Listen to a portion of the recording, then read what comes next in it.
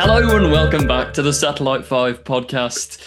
Today we have an exciting episode for you. We're also on the clock because Rosanna has to disappear, don't you? But someone tell us, what's the episode we've got today? We're making our best series of Doctor Who ever, but we're not writing our own this time. We are choosing from the catalogue available to us, episode by episode. Picking out the creme de la creme of Doctor Who. It's just the best episode 1, the best episode 2, best episode 3, best episode 4, etc. We've also got one special. Could be Christmas, could be Easter, could be Harvest Festival. It's whichever festival is your favourite. Shall we just jump straight in, kick it off? Who wants to go first? Who's got the first episode 1? I feel like some people are going to have overlap, aren't they? Are we going round like everyone says that episode 1? Yeah. I like Matt end up first. Artie, this is a podcast. This is not just a visual medium. Well, I feel like there's a correct answer for episode 1. Interesting. Everyone hasn't gone with 11th hour. I feel like you're mental. Yeah. Is there anyone who didn't go for 11th hour? I did put Smith and Joe. Oh. What'd you put, Liz? I put the Impossible Astronaut. Yeah, that was a good contender. Hang on, you put the Impossible Astronaut and nodded your head when someone said there's a correct answer. Are you joking? I think all of them can. I don't think there's one correct answer. I love the 11th hour, but yeah, go on, Maria. Are you having a laugh? No, because I was so close, but then I thought it's not, the second half ruins it. Hang on, you were so close to putting the Impossible Astronaut as the best ever episode 1.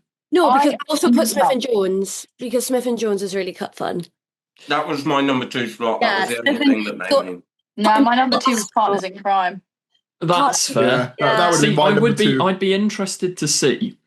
But if you didn't know Donna, the American audience think, because the Day of the Moon is what got America like proper into Doctor Who.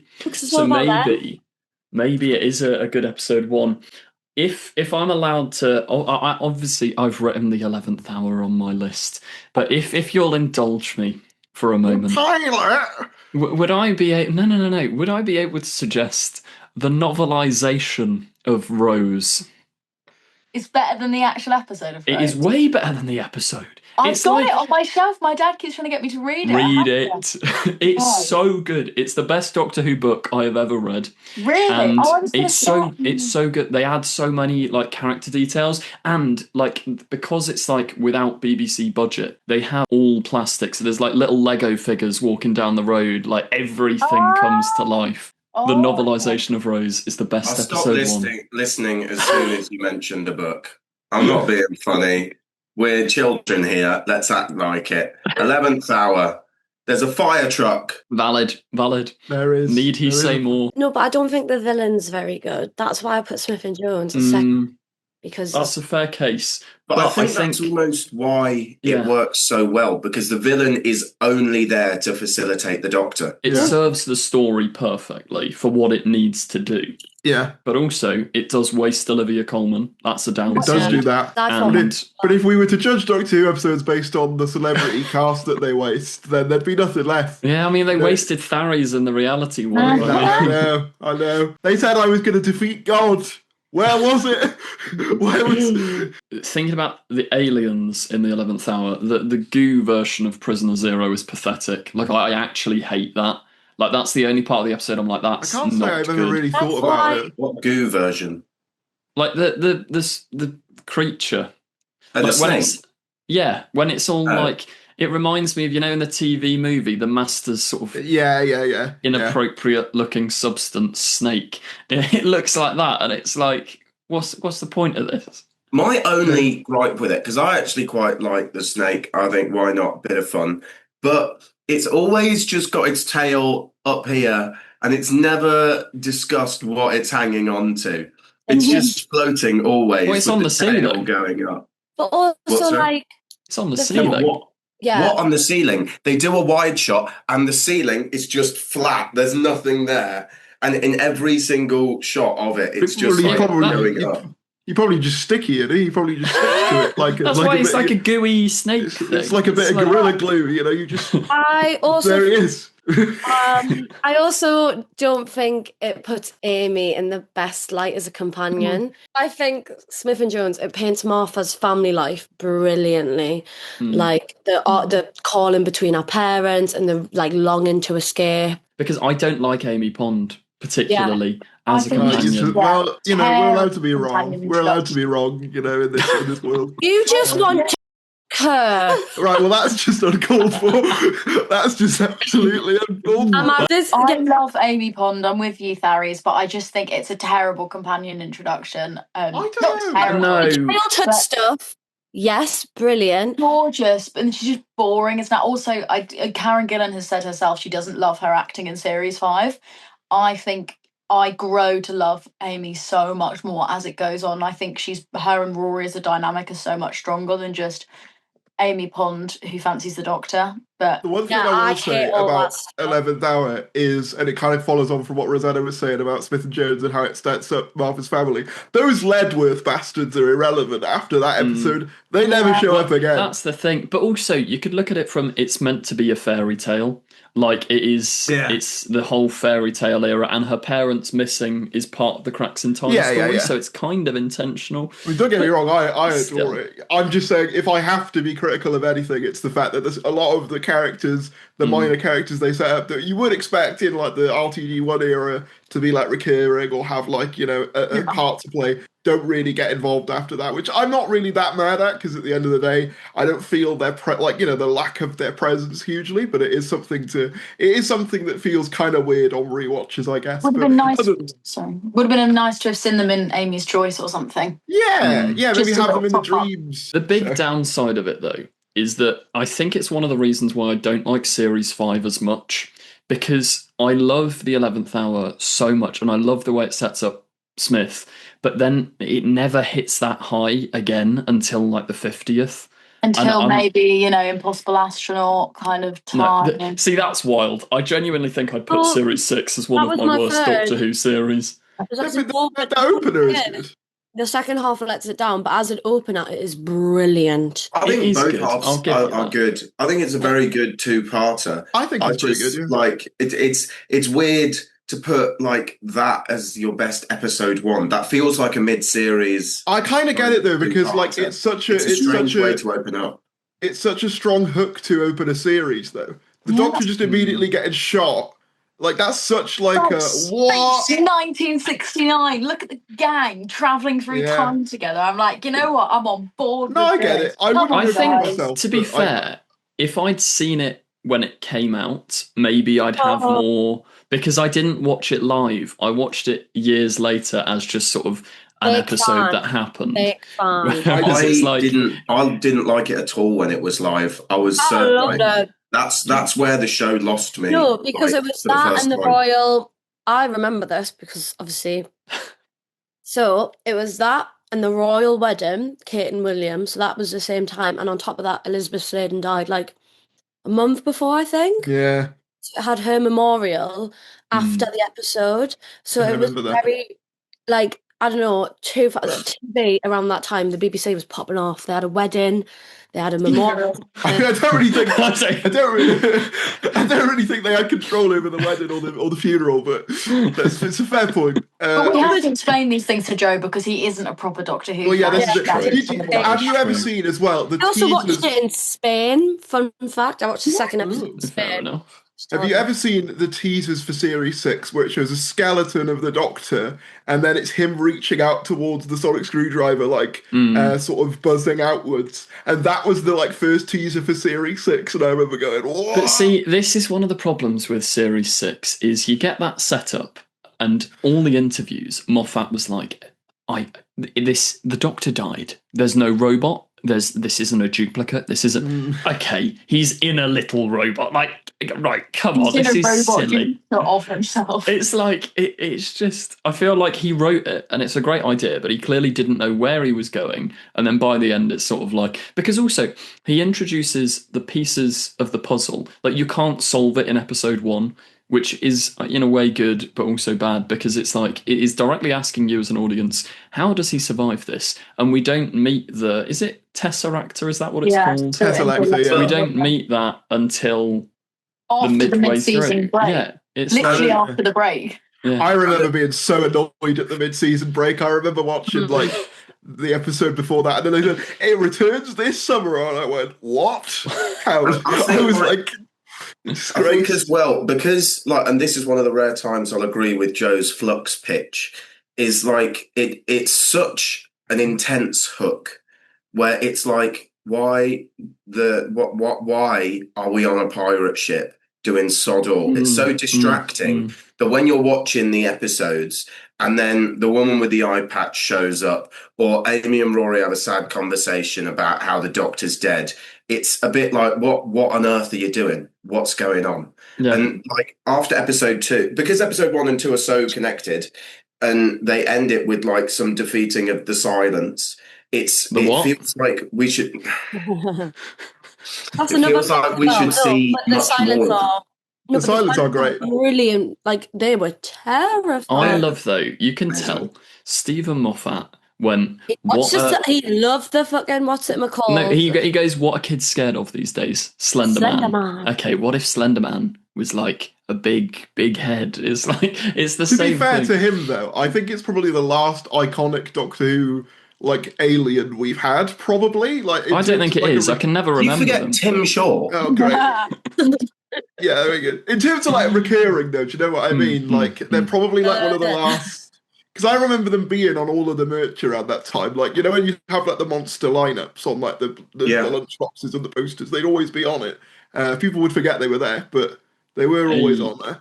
Okay, shall we do episode 2? Yes. Can I just point out, we all agreed on episode 1 and we've still managed to talk about it for 15 minutes. To be fair, we didn't all agree. No, Elise didn't, and Rosanna. We're forgetting yours. Yeah, and actually, the novelisation. Shut up. Episode 2 was the hardest to pick for because they're all shit. Ooh, no. I like a lot of them, and I found it tricky to identify. I think they're rubbish. Like most of them, I was literally like, you know what? This is a bit naff. Like, they'll just I surprised myself with episode 2 because a lot of them are weak. I was like, it was really hard between like this. Because I was just like, they're all a bit naff. Like, sure, some of them are better than the others, but most of them I'm like, really? Okay, well, what did you conclude then? What was your episode 2? Well, I did say it wasn't that good, but I did put Day of the Moon. Oh, dear.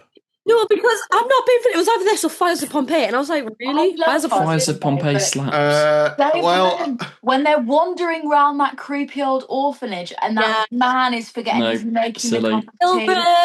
Kill the doctor. Like that was going. That was good. Oh, Rosanna, you just leaked my episode 2. It was gonna be Fires of Pompeii. Yeah, valid. I will remove the angry face. Yeah, sorry, excuse me. Elise, what was yours? Day of the Moon. Oh, you just did the first 2 parts. It made me choke. You've killed him. To be fair, I actually ended up going with Lux, but Day of the Moon was my second choice. Shooty featured. Yeah, I came close.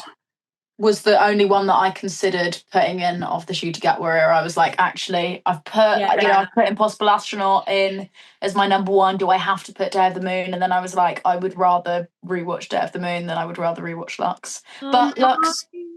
Did no one put The Devil's Cord? No, that was great. I didn't put any Shooty episodes because I couldn't be asked to go onto a different page of BBC iPlayer. And that is what's wrong with Doctor Who. Yeah. Put it all back on one page. Yeah, that did turn away a lot of people. Can I just ask, because on this I struggled, is Wild Blue Yonder a special?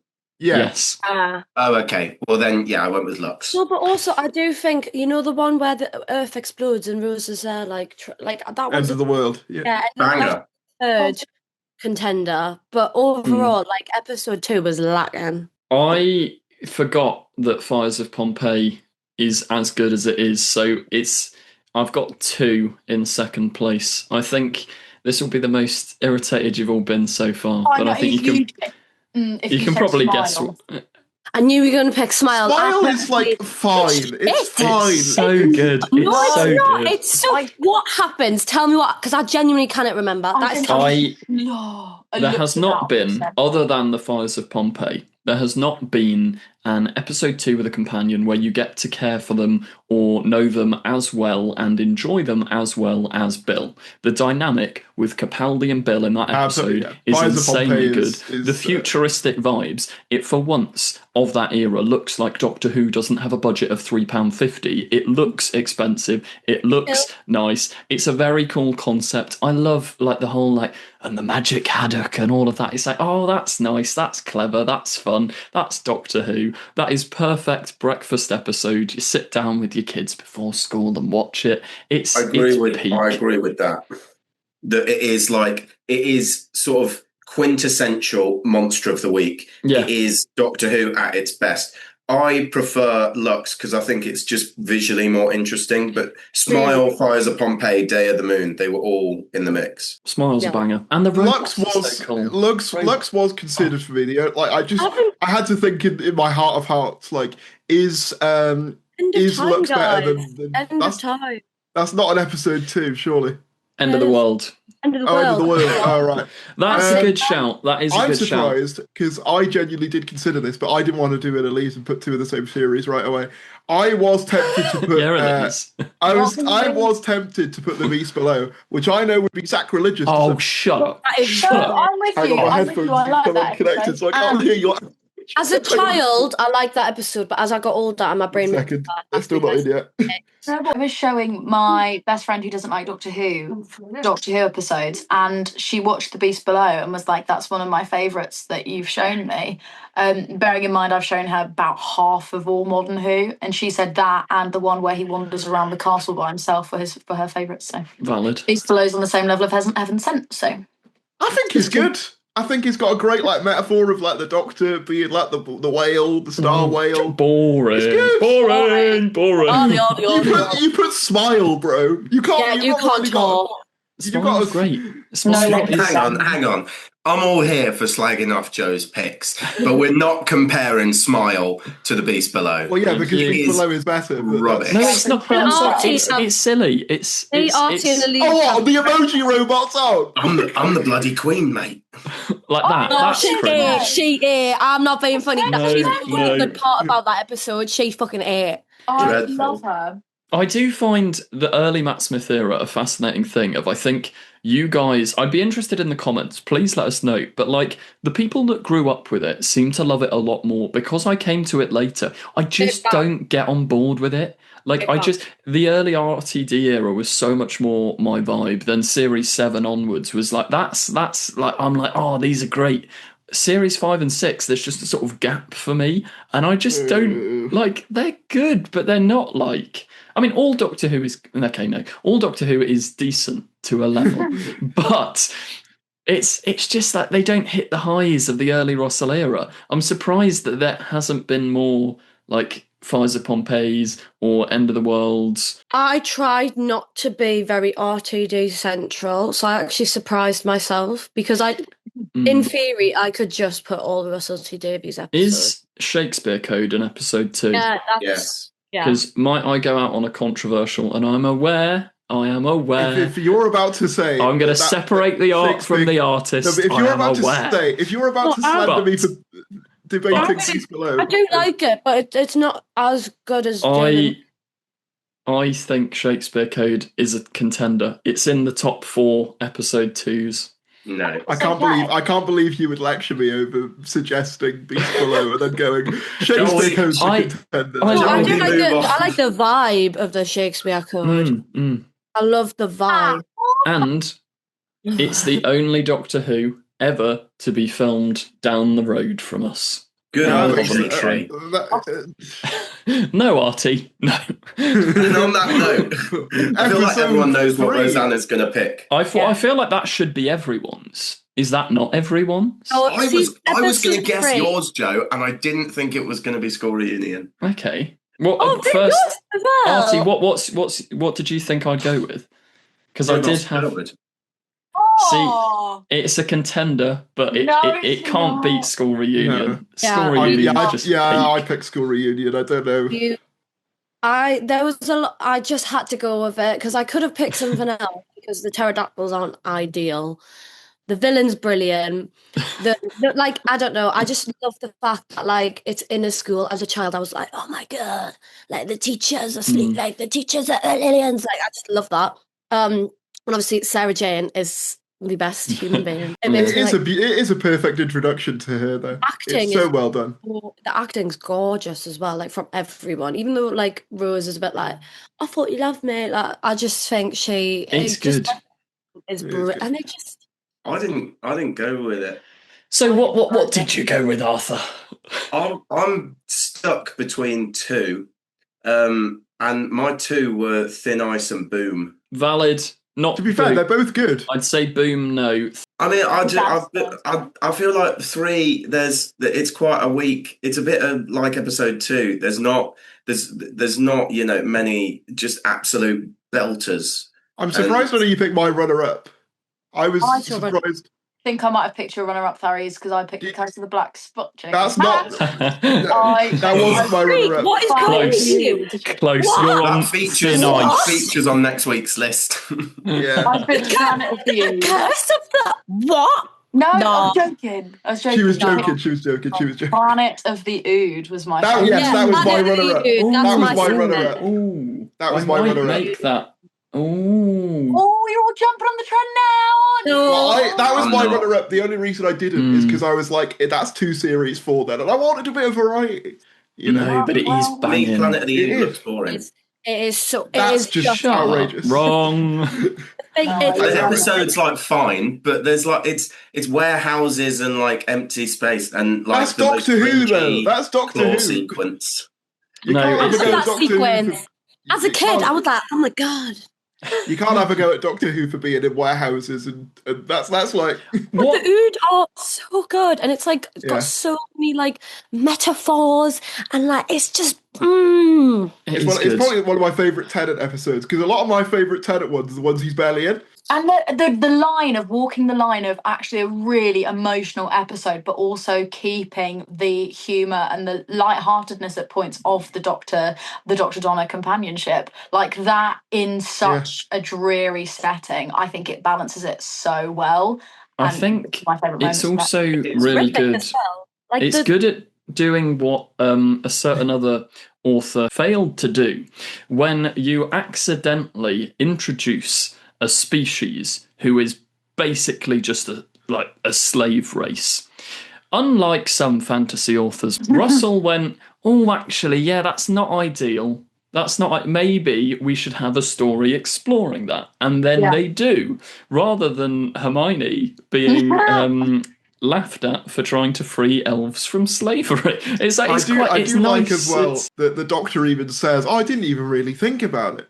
I think he Yeah. says something like that in the episode, and it's like, "Oh, that's And good." it's like that's not like you. But obviously that was the old Doctor before he met Donna. Yeah, where he's obsessed with Rose. Yeah, and I also think like the fact that Ood are like they are constantly in it is they're so funny as well. I love Yeah. them. I love Ood. Like they're just so cute. and the transformation scene's cool Oh, as well. no. I Oh like yeah. like that's good. I mean, I Okay. think in that they were trying to do a bit of a "Are you my mummy?" moment, and it Mm. isn't quite as good. I think it works, though. I think it works. I got Yeah. really bored in my lessons and started drawing Doctor Who stuff. They're quite good doodles. to They be are fair. good. It's Yeah. like Ends up now at GCSE for nothing, she ain't. Sell them on Elise's print Oh, shop when guys, that I comes met into the person existence. who's doing my prints today. So tomorrow I'm going Oh. to hand over. So prints are officially happening. Woo! Finally. Very nice, very nice. Yeah, I have got about 15 minutes. Okay, So, nice. Well, you won't make it to the end, but we'll have you in spirit. I can tell Next, you my list before I leave. yeah. Next episode, we'll go with Aliens of London. That's my episode for. Understandable, but I went with Girl in the Fireplace just because it was my favourite episode as a child and it holds a very special place. Yeah, in my heart. that's third for me. I have a tie between Doctor's Wife and Listen. Listen was also up there for me. I Doctor's went for Doctor's Wife personally. Yeah. I think went for Listen. Oh, That's very See, green on these episode 4s. As the resident Capaldi fan, I don't think Listen's that great. It's good, but you'll it's stop not having like bad opinions. amazing. No, I'm kind of. I love Listen because before The Well, Listen in my head canon was a sequel to Midnight. And I love it. I love it's. You get the early sort of clues of like Capaldi's like Professor era, and it's such a banger. I do like the idea that there's just nothing there the whole episode. Yeah, because that could be it true as is well. it is That clever. bed sheet. That bed sheet though freaked me out, and the fact that I was like, he took my bedspread. No, it is good. It is good. It is good. I remember as well because that was one of the ones I actually did watch live. I was a real fan by then, but I remember it being advertised. It's like this is the scariest Doctor Who episode ever, and like my little brother wasn't allowed to watch it, and it was like this is going to be so scary. And I watched it and was like, yeah, it's kind of scary. But... Oh well, you're odd, aren't you? Me and my petrified. And I also think, well, listen, not to sound like a perv, but Clara is so fit in that episode. Like how you called me out for Amy earlier when I didn't say anything. Yeah, I said nothing. Rosanna's saying it in an appreciative way. I didn't say it in any way. And I also think it's really. I think the ending is beautiful. I just like the fact that the Doctor's scared and all. And because it ties in to any Classic Who fans out there, there's that thing that the first Doctor says as well. At one point, I can't remember exactly word for word, but it's based on what Clara says to him as a child, and like it then goes like full circle, and it's so nice. For me though, I don't like. That was the trend of like that era though of making Clara like the most important person in like the Doctor's past. I like Clara. I like Clara. Listen. I don't dislike Clara. I think Clara deserves it. Having her be the one that tells him go pick that TARDIS, mate, and also the one that is like the reason why he does what he does. I don't know. See, this is where all these complaints are silly because she is correcting the timeline.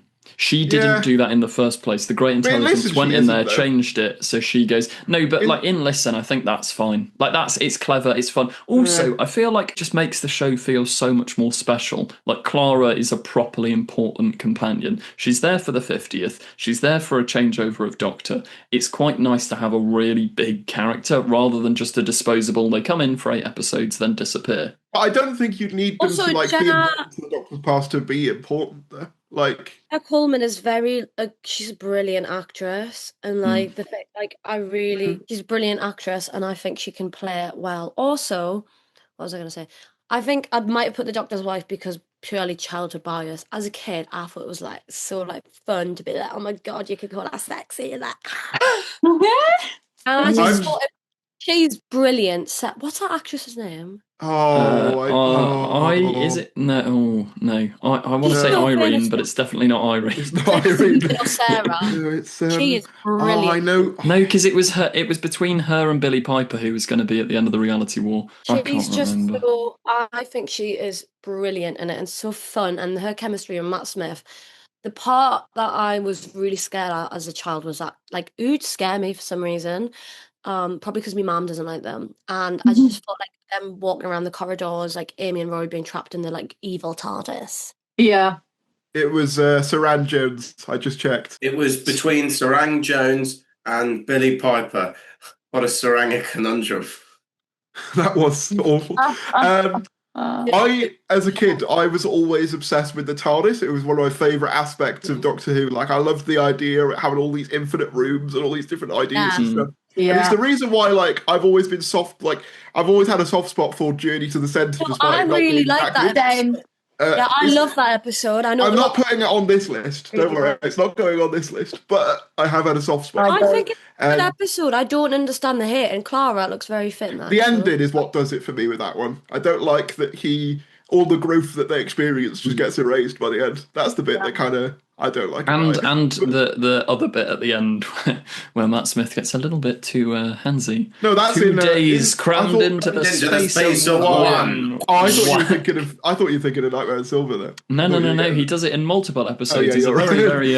What was going on with the Doctor during Series 7B? What was happening? I don't know. I don't know. The Doctor's like, well, some man would want you nakedly showing up in his lap, and you're like, Stephen, It is insane. Stephen, can we Atrocious behaviour. Stephen, Tone it can we down. have a word? Can we tone it down? Hands up, Moffat. Right, 4th episode, because I literally have to. I thought that was what we Elise, just why have did. you been absorbed into a lamp? Sorry, I had to. I'm using my laptop behind my phone as a reference for the image I'm painting, so I had to move my phone a bit. I Move see. it back. I see. Episode You just did five. episode 4, right? Before So we it's move on to episode episode 5 quickly, go through everyone's because we sort of got lost in there. Like, Rosanna, You're episode Top 4. 5, listen. listen. Artie, Listen. Tharies. Doctor's wife. Okay. Elise, Girl in the fireplace. Oh, we haven't spoke Okay. about that. That's Aliens of London for me.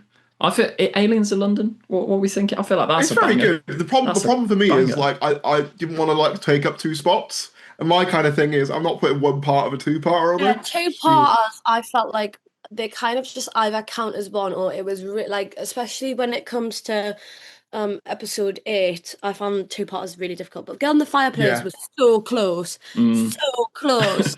Okay, right. Episode 5. Rosanna, kick us off. Angels Take Manhattan. Oh, what is? Oh, No, it's fair enough. Crazy.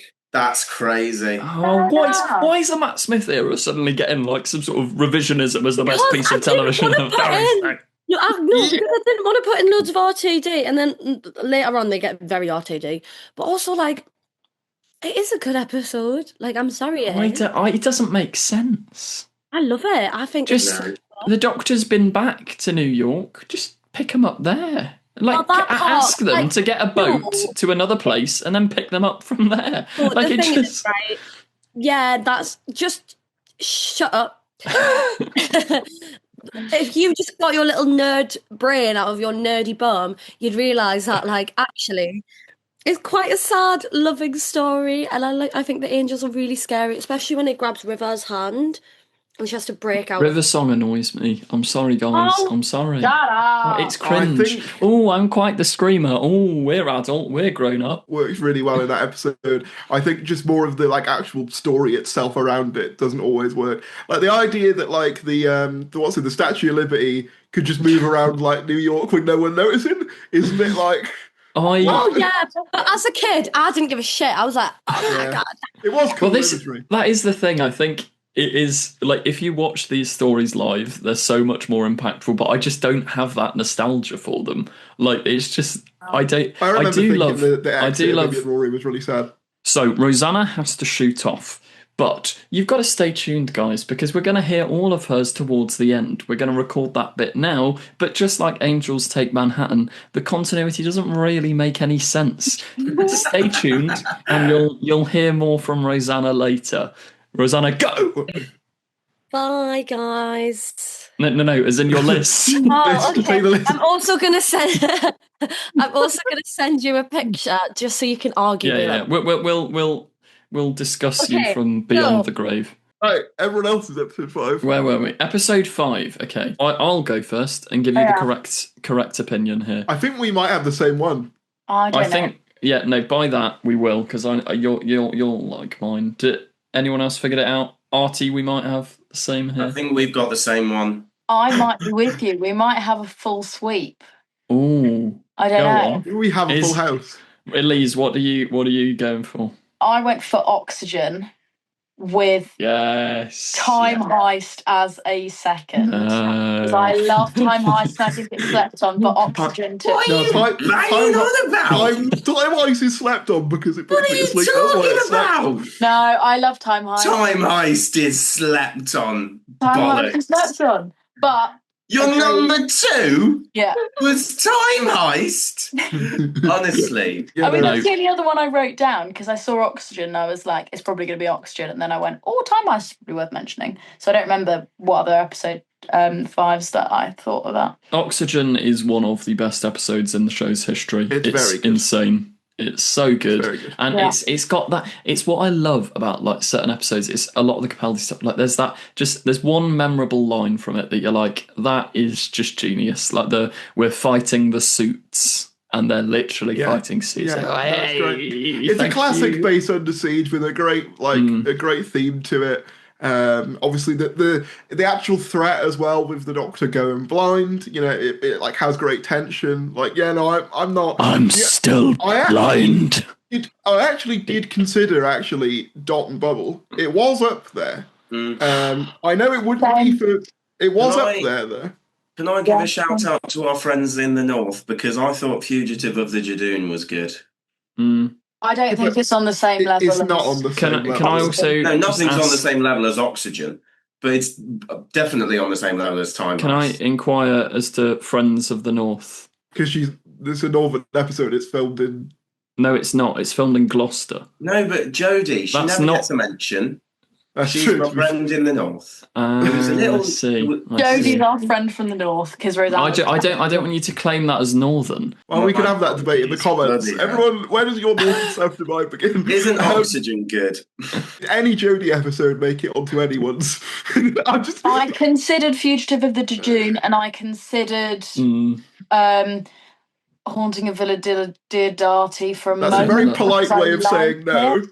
But I was like, I can't put it in a 7. And oh my god, I can't remember the name of the episode, but I really like the time loop episode. That's my favourite Jodie episode, I think. I really What? Yeah, I know. It's not even her best Dalek episode, in my opinion. What? I really like it. It's not even her best Dalek. I think really like is strong, but I think it's pretty good. I'm going to watch it again, probably. It is one of the only episodes I have not been able to sit through in its entirety since it aired. Well, I'm sorry.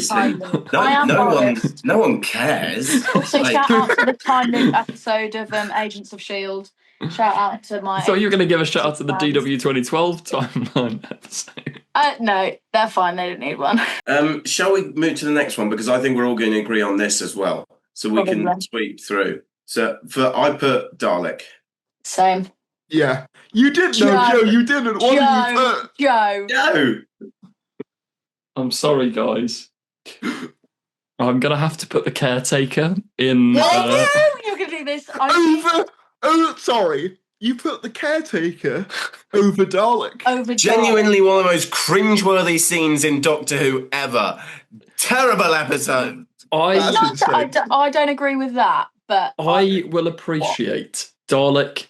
They're basically on the same level. They're really not. That's insulting. The problem is, it's like comparing...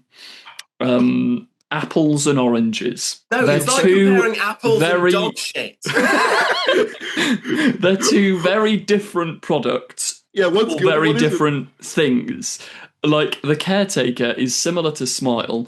Perfect, light, fun, entertaining Doctor Who. No, but it's one of the only episodes of Doctor Who that's actually like an out-and-out comedy. Like, it is funny. It is consistently hilarious throughout. Like, it's so good. It's a class, and for that I can't forgive it.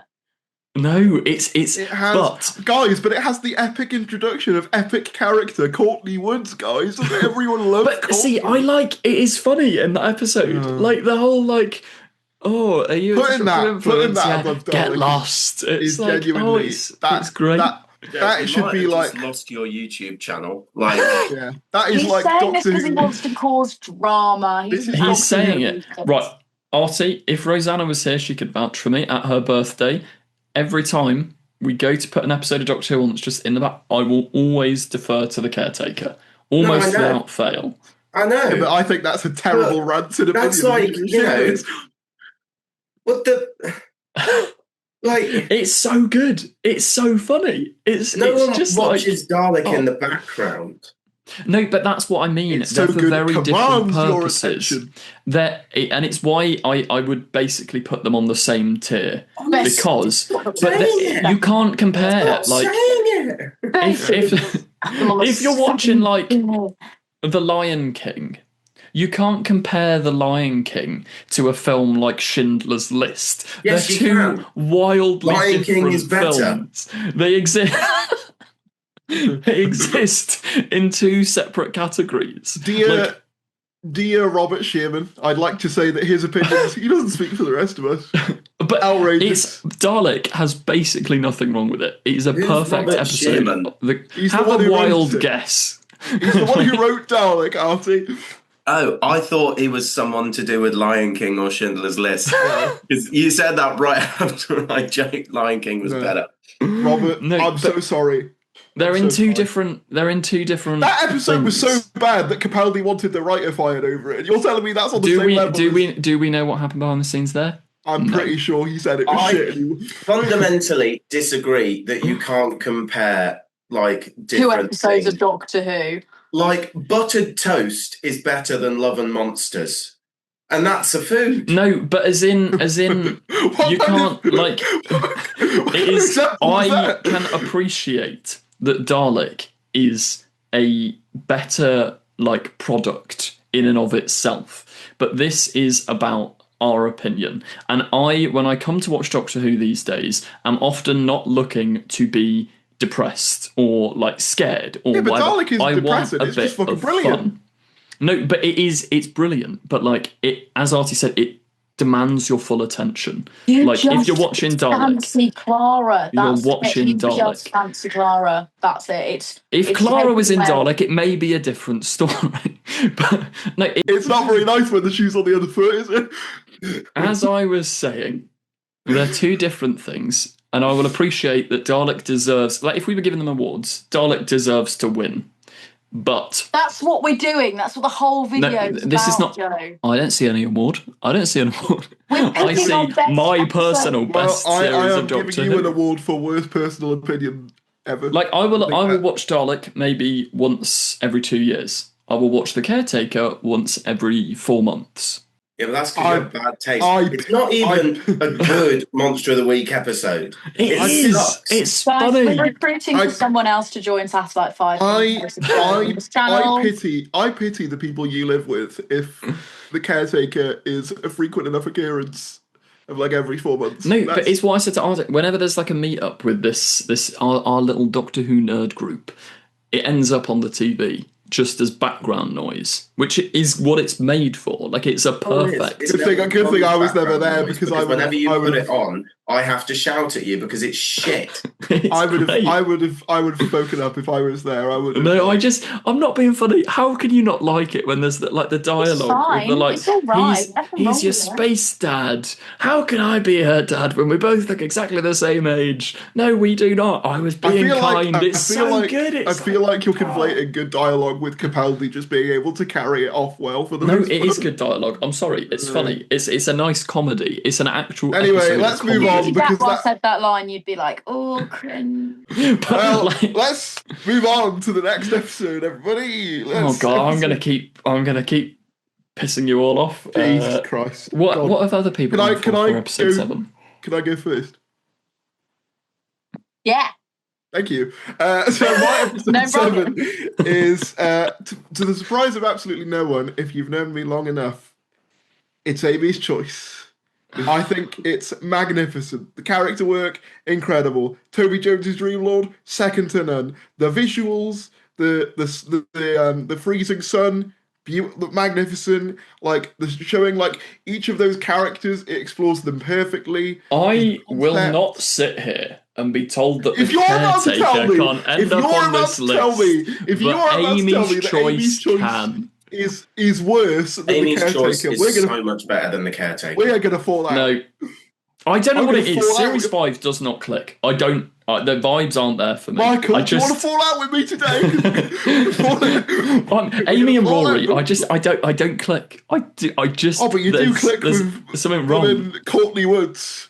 Yeah, she's great. Oh yeah, she's the primary companion of that episode. No, it is No, no, actually no, the Caretaker is the only episode where Danny Pink is a good character. Yeah, Danny Pinky. No, not having that. I like Danny Pink. I'm a Danny Pink stan. Anyway, Amy's Choice is absolutely magnificent. Some of the best character work in the modern series. The fact that by episode 7 you know all those characters so well, in spite of the fact that Rory hasn't been around that long. What we need to do is have an episode of this podcast where I will rewatch stories like Amy's Choice, and I'm going to force you to rewatch stories like The Caretaker. Then we're going to reconvene. Caretaker like 500 times. Can Artie, we start you'll a be let React off. channel? Can we start a SAS Like 5 React? Oh, it would be My fun. God, It my would dad be would fun. not stop. What, you get so much watch time from this house and this house only.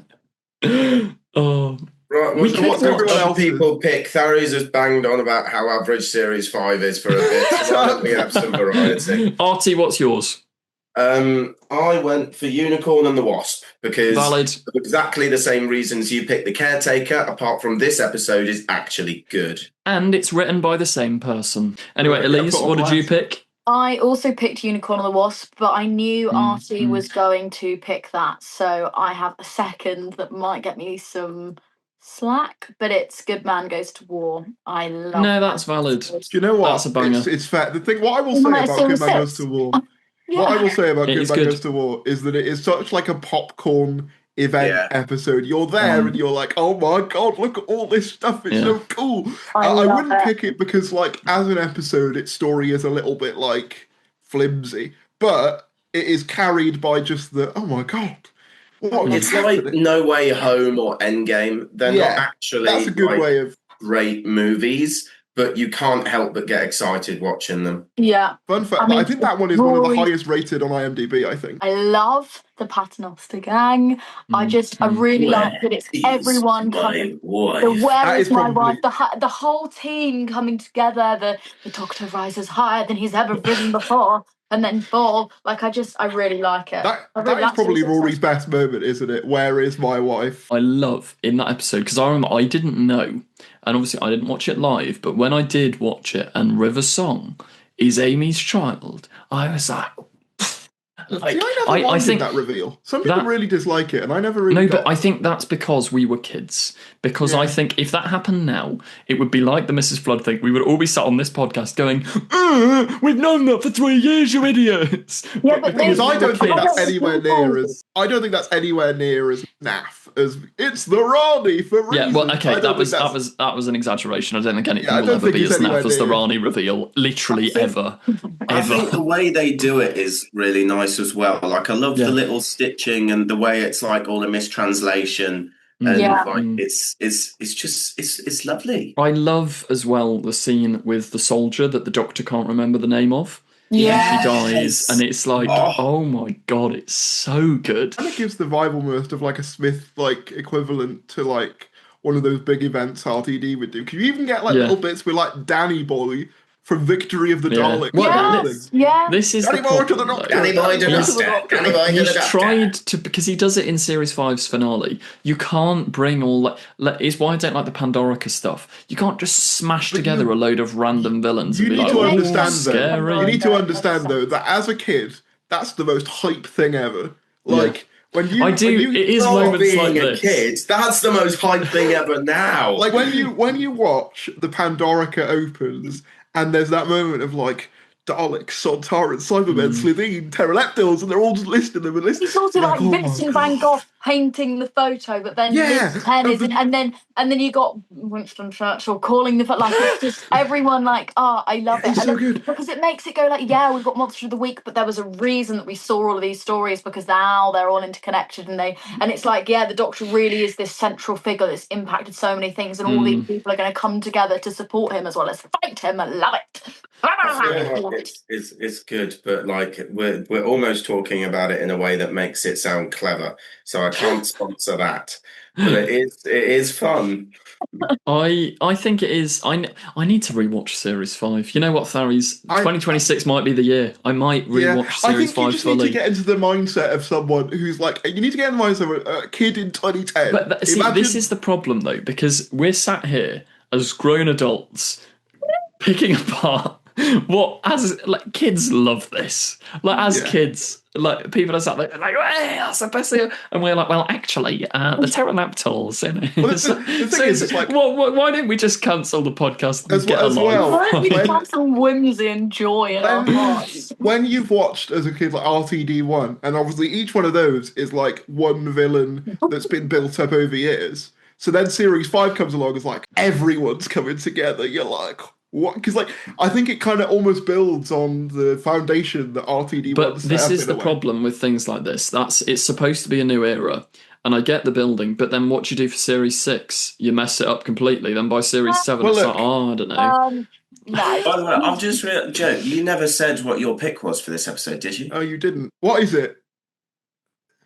Oh, for God's sake, go on. Does anyone want to have a guess? Let me have a look at iPlayer quickly. Could be Because like something shit. it's a bit out there. It's a bit What rogue. are we going? We're going for episode. Yeah, wait, hang It's on, not is rogue. that It's it? not rogue. It's I not was going rogue. to say, is that It is. No, hang on. I want to guess. Okay. 7, episode 7, right? six? Have you I gone thought for the we Bells were of St. John? I thought we were on episode 6. We were on Bells of episode- St. John was very, seven. very close, but didn't make it.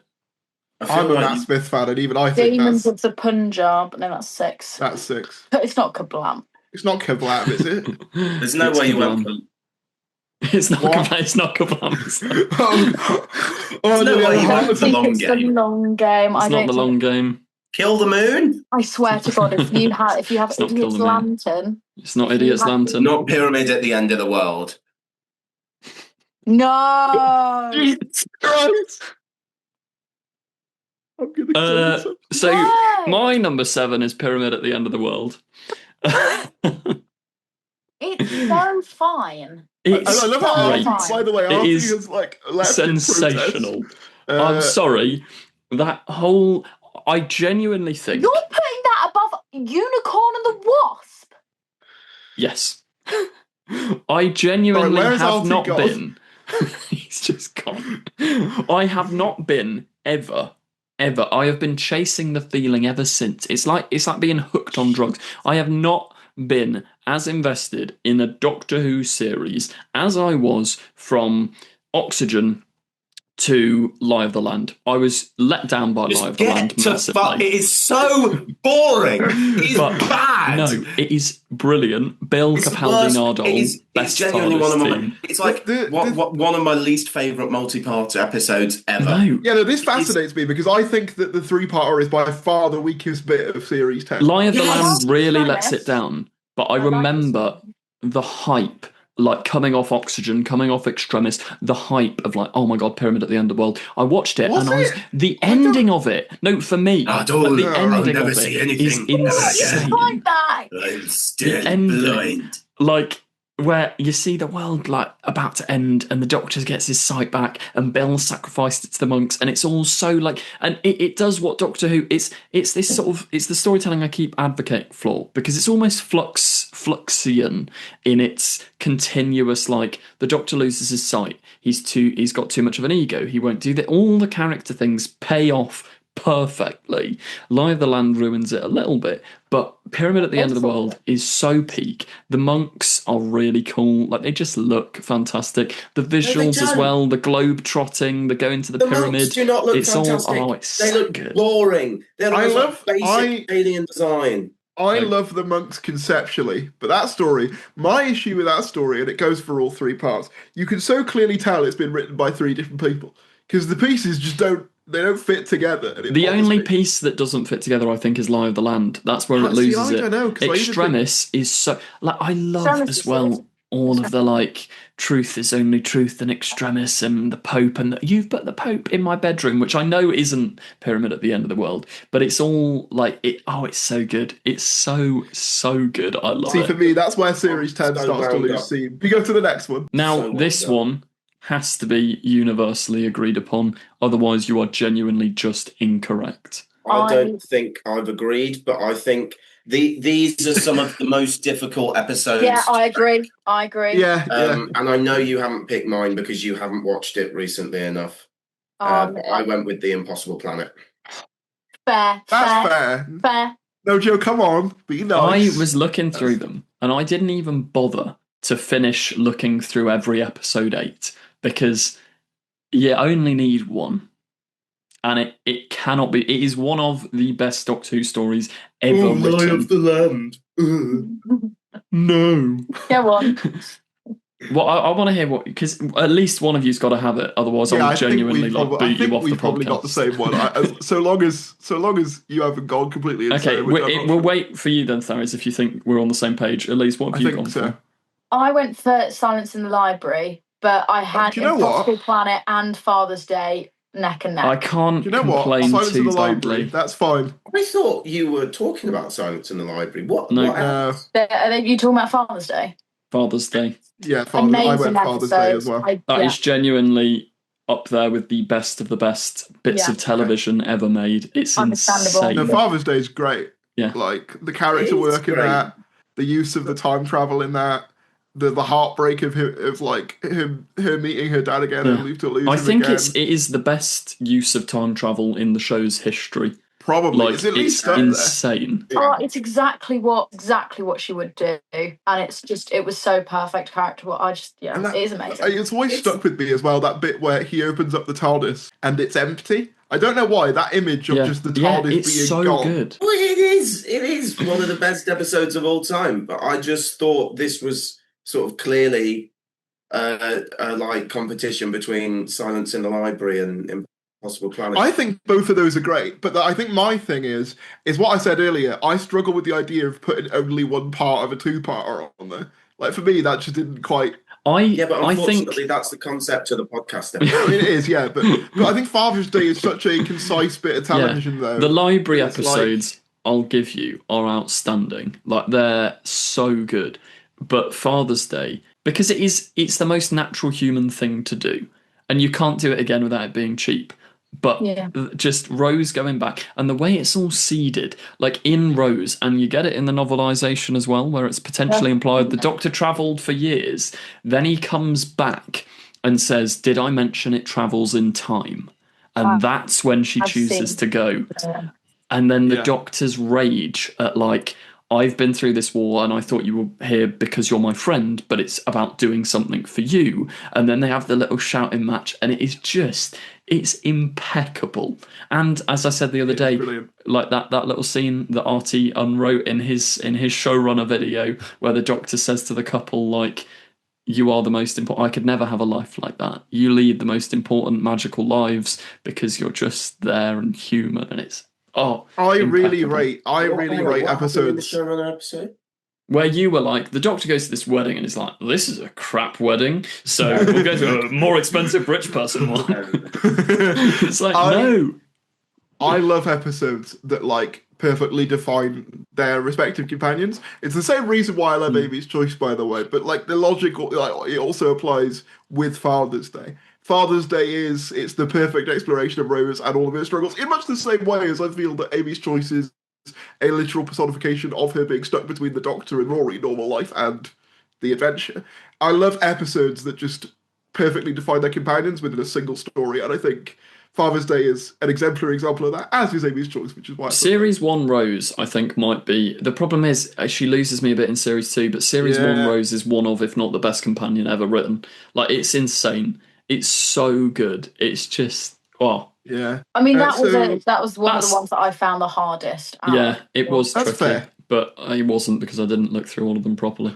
I started looking and I was like, nothing's going to beat Father's Day in that spot. Episode 10, 9. is it? This is... Oh, no. No, episode 9. I think this may be universal, may not. No, We keep mine's saying that and it not. keeps not being, so... it's- Yeah, I'm going to stop predicting that. Elise, what did you go for? So I had the same thing that Tharies and Artie were just talking about both. There's two-parters that set over 8 and 9 that are amazing. So I went with Silence in the Library for my first part and The Satan Pit for my second part, mainly because I think Impossible Planet and Satan Pit are... I think that The Satan Pit is a slightly stronger episode than The Impossible Planet, so that's how I ranked them. But I would put those two series there. But I think I know what you're going to say. Sat there, nodding in agreement. You've got the wrong two-parters. No! Yes! No, I know That's the other insane. two-parter, and I love that two-parter, and I think it's good, but it is amazing, but I prefer The Satan Pit. I think it's much more my speed. I think it's so intriguing. I think the fact that it delves into this, religious lore is amazing. I need to love watch it. all the I need to different rewatch scenes. it. It's so good. It's so good. It's potentially my favourite two-parter of I do really like It that is my two-parter, favourite in fairness. I really need to rewatch it because I just don't get it. I never Silence liked as he it. goes into the pit. I never liked it that much. The music in that episode is my favourite, other than maybe Heaven Sent. It's got the best Doctor Who music. It's the best score out of any episode. I will also say, just on like a trivia note, I was watching, I can't remember what it was. It was a video about like Doctor Who back in the day, and they were reading like old forum stuff, and like it was an old guy, and the entire fandom was convinced that Omega or Sutek or both of them were coming back for the Satan Pit, because obviously you've got the big black hole. Then it was leaked that Gabriel Wolf was doing the voice, so everyone was like, oh, is it going to be Omega versus Sutek? And apparently there were apparently quite a lot of people that were disappointed, because they were like, what? Like, there's a black hole, there's all of this, and it's to be fair, I do think the Beast is very good though, in and of his own right. They're different, but it's funny because they're both kind of similar concepts of the same thing, because in Pyramids it's very much like well, do I have the video for you? The Beast is Sutek, released by the Confused Adipose. Well, anyway, so what was your one? My one is The Family of Blood. Okay, I think you know what? That's got to be up there. That's insane. I don't understand. Like, what? So, what were the two that you were narrowing it down to, Joe? Well, you'll find out, because I think there's four. When she was talking about two-parters, I thought she meant because Family of Blood was almost overtaken by a part one of another two-parter, which you will find out in a moment. That's my Empty Child. That's mine. Yeah. Like, the fact this is fascinating. Over this episode, like, we get Empty Child, the Satan Pit, Family of Blood, and the Forest of the Dead. It's insane. It's the era for two-parters. Like, something about this sensational. Oh, look at Tharis. Look at that grin. It's going to be some stupid Matt Smith and Robin. No, it isn't actually. The Rebel Flesh. Can I guess? It's a Capaldi. Oh, is it Flatline? It is. Valid. You know what? I wrote Flatline down. I think Flatline is excellent. I think the Boneless is one of the best. See, why are you looking like that? Flatline is brilliant. Like, the Boneless are like one of the best villain concepts in like recent times. Yeah. It's like, I love the whole thing of like, obviously just it shows brilliantly the dynamic of the series of Clara trying to become like the Doctor, and I love the ending bit, which is what annoys me about Series 9, where he's like, you were a great Doctor, Clara. Goodness had nothing to do with it. Oh, it is like, cool. It is cool. I remember as well, I have a distinct memory after that episode ended.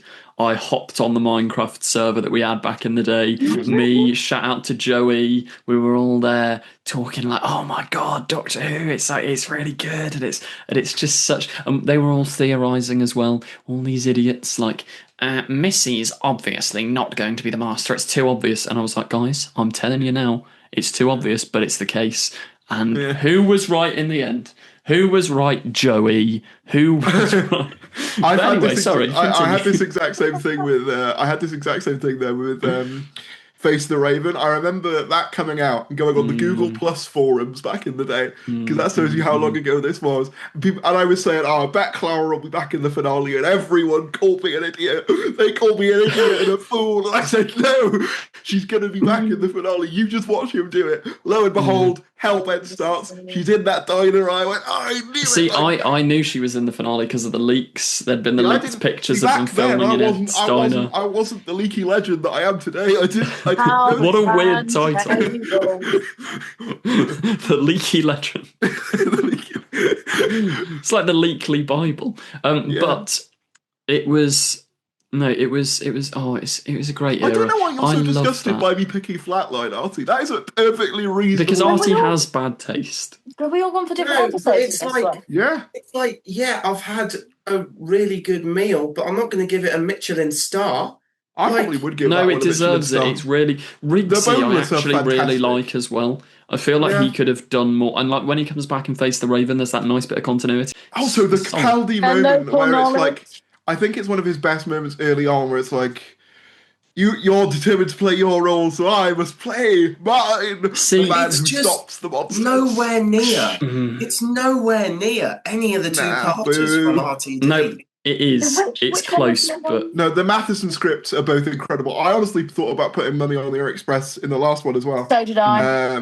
Because that one is also great. So, like, I think Jamie Matheson, please come back. Please come back. Write Please come another one. 'Cause, they're fantastic. I went with The Empty Child, but that was yeah. only Nice. because That's I'd fair. already done the Impossible Planet, Yeah. and I prefer Empty Child to Silence in the Library. I just had an aversion to like putting one part of a two-parter on there. Like, there's Yeah, something we've in my heard brain- about 17 times. Yeah, I'm gonna say an 18. Yeah, there you go. Just please keep telling it. Yeah.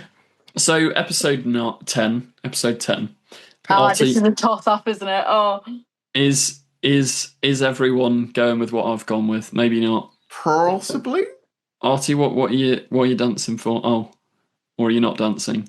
Knock. Did you not hear that? You're knocking. No, Yeah. Was it it Utopia? cancels sound out. Oh, knock, knock, knock. knock, knock, knock. Is it Utopia? No, he's doing the knocking from midnight. It's Oh. midnight. It's the best one. It's the I was best gonna say- episode ever. Knock Knocks episode 4. Yeah, that's what I was confused. I was. I and thought you isn't were doing the- I Utopia thought you were episode doing- 11? Yeah. Oh, it yeah. might be. I thought you were doing the. That's what I thought you were doing for a second. I thought you were doing. I also think you're wrong. I'm not being funny. How can you put anything above the Doctor dances? That's Midnight, peak though. television. You went with the, I Midnight, though. thought it was going to be a Blink midnight toss-up, but Midnight They're good for me. episodes, but there is nothing more Midnight. satisfying than the Everybody Lives moment. No, that is that is one of the best fantastic. moments in Midnight. Doctor Who Don't get me. history. That is fantastic. If Midnight. you're, that is great. But midnight is midnight, man. Midnight has it in the title. Mid. It's the best one. That's outrageous. I was clicking through the series. I got series 4, and I was just like, oh yeah. It No, is very, Midnight very, is very good. Insanely good. It's exceptional, especially because Russell wrote it over like 4 days. Get Like, that Russell back. exceptional. Get the Russell this that is can the write thing. Midnight in Russell 4 works days. best when he's under pressure. Like Yeah. if he's panicking, he writes some bangers. But no, Doctor Dances is it's That so is clever. fantastic. I'm It's not so like- I'm clever. not- It's so Thing is, clever. I'm not mad at you for suggesting that one because that one is still great. Yeah, it's just good, midnight but is it's just nowhere near. so like just. I think so- Series 1, what this list has taught me, Series 4 is fantastic when you've watched, like, as a build-up of the show, it's fantastic. Series 10 is my personal favourite, but Series 1, without doubt, is the best written the show has ever been. It is As a so collective consistently package, yeah, good. probably. isn't that so Like- depressing that it all went down? It is. It's It's second best. It's No. second best. Come on, Series 4 is just like Series 4 is so good. Series 10 is amazing. they And are, it's like but I And think series 5 1 is incredible as well. Let's just Yeah, have some no. love out there. I think the only reason Series 1 stands out, it like so not only because it's amazing, but also because it has like the least to deal with. So like in Series 4, it's a bit muddied by like the fact that Rose comes back and Martha's there and Sarah Jane, and it's sort of splurging all over you. And then like Series 10 One of is it. like Series 10, Lovely you know, imagery. it's immense, but at the same time is a 10th series. So there's just like inevitably more to deal with. Series 1 is like its own thing. They could have stopped there and it would have been What- beautiful. See, this is the thing, and I think it's why the Disney era went down the loo, is when Russell did Series 1, they had no promise of anything else. Like, Series 2 wasn't commissioned until Series 1 was midway through airing. There was no spin-off, there was no anything. This was a show that was laughed at by everyone, so Russell made sure that he delivered some of the best television ever made so that it would become a cultural staple again. And I do think it's that age-old thing of like, he went into the Disney era with the confidence of they'll love me. Like, they love this. Yeah. And it's like, No matter what you say or what you do. they still love me. Look at you with your arrogance and your pride and your ego. We had it so good. And you had to. Oh, yeah, but Can I just shout the Trump memes from that like clip are so good. From I think we need Breaking to get Bad. our- The EU, like the EU and talking. Oh yeah, the EU and US. America. Elise, what were you saying? I was saying that Artie and Tharies need to talk about this on Tharies' new politics channel because Yes. Artie's delving into politics every single episode now, which I'm not going to Artie- complain about. But Artie, get there's him a on, place for you. Tharies. You're too controversial. We're going to have to kick you off the podcast. There's Go a and place join for you, GB comrade. News. There's a place for you, comrade. Anyway, Anyway, right, episode 11. we got everyone's episode. Now, episode 11, I it's really tricky because No, it's not. no, but it is because it partially it pains me to not give number one, but it's equal because they're just so Ooh, good. I thought So there's you'd be cross two at me. competing. No, What's there's yours? two competing. Say yours first. It's tricky. Mine, I was convinced I was going to go with Wild Enough in Time, but I went with Utopia. Oh, that's not what I've gone with. Yeah. That's It's not yours, what I- Turn Left. Turn left. Yeah, I went with Turn amazing. Left. I Amazing. forgot about Turn left and World Enough in Time. I have to shout out World Enough in Turn Time Left. because it's so Other good. than Heaven Sent, I was like, I just have to Oh, put Heaven Sent See, in. that's really good as well. I forgot. I oh. forgot about Utopia, so I love Utopia. But then It is I was tricky. thinking, I got to Heaven Sent and World Enough in Time, and I was like, which one do I choose? I'm going to go with Heaven Sent. I completely That's fair. forgot about Utopia and Turn Left. I think it is shocking how, in a good way, how the episode 11s are so many bangers. Yeah. Like, it is scarily good how episode They really 11's they Bad really popped Wolf on. as well. No, not Bad Wolf. Boomtown. Boomtown's great. It's not really on the Boomtown's same level, but it is. exceptional. Yeah.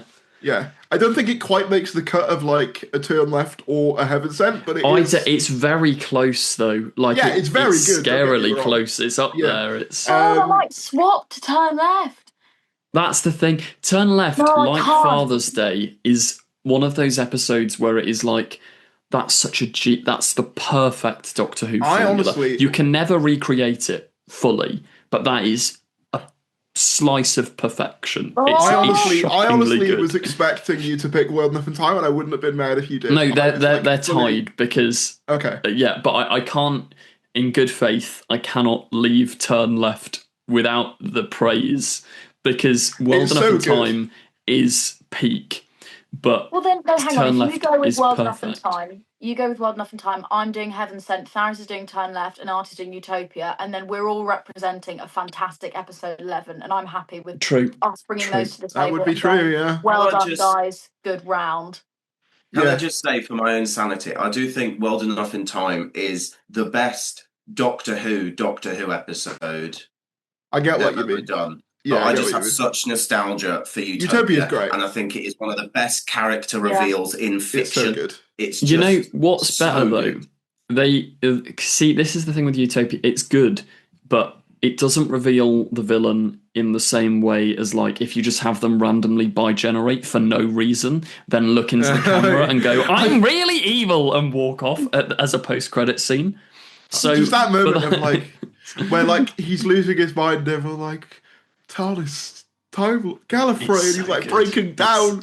Oh, it's beautiful. And then like Turn Left it's- for me, the reason why Turn Left is so effective is not only because it's just a great piece of like fiction in and of its own right, but it builds upon those foundations that were Yeah. expertly laid. It wouldn't be as good as it is without. It wouldn't be as good as it is without those other episodes of RTD1. And like it's one of the reasons why, even though I really like something like 73 Yards, it doesn't hit the same because there isn't that like you that can never foundation. recreate it as good. No, And I think 73 Yards is what's different enough to where interesting, I'm though, okay with it. But like yeah. about Series 4. So when you look at both Series 4 and Season 1 and 2 of the Disney Plus era, they are both seasons where there were major things sort of going wrong or going very different than planned behind the scenes. And you can see Russell, because originally, like, it wasn't Donna. There was a companion called Penny who was going through a divorce, and like Partners in Crime was, you know, like the Simpsons movie, they get put in a dome. That was the plot. Then Russell saw the Simpsons movie and was like, they're going to say we've ripped it off. So just brings Donna back. Turn Left without Donna would not hit as hard because of the Runaway Bride. So it's one of those sort of beautiful. It has so many coincidences devastating where- character moments as well. But that's the thing where everything just lines up perfectly. It's that bit where, like, And there's it's- two bits that obviously always stick with me with Turn Left. Obviously, the one that everyone talks about, and understandably, is when the Italian man gets sent away. I can't remember That's his name insane. now. That's But it's insane. like, that is one of the best moments of Doctor Who ever. It's Like, the and Pope. it's one of the only moments of Doctor Who where I genuinely get on, like, the border of, like, an emotion, like, tears. You know, it's like one of the only. I don't It's fully an go emotion. there. But I get an emotion. Like it's one of the only times where when people say, "Oh," when Rosanna says, "Oh, I cried my eyes out at Doomsday."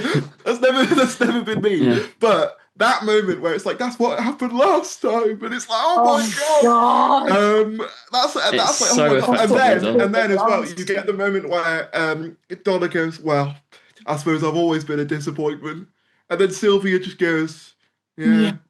And it's like, It oh. is. There's not a bad choice, I don't think, because Out of the ones we've said. what remind me of other episode 11s?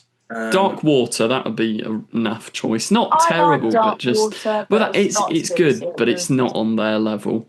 Like also, oh wait, no, that's episode 12. Because this is where it stops now. The Jodie Whittaker era and Shooty don't have any of these episodes. To be fair, it's not like they have Whittaker clearly had on 12. these. No, she only had 10 each series. You can tell I didn't bother Just didn't looking. even look.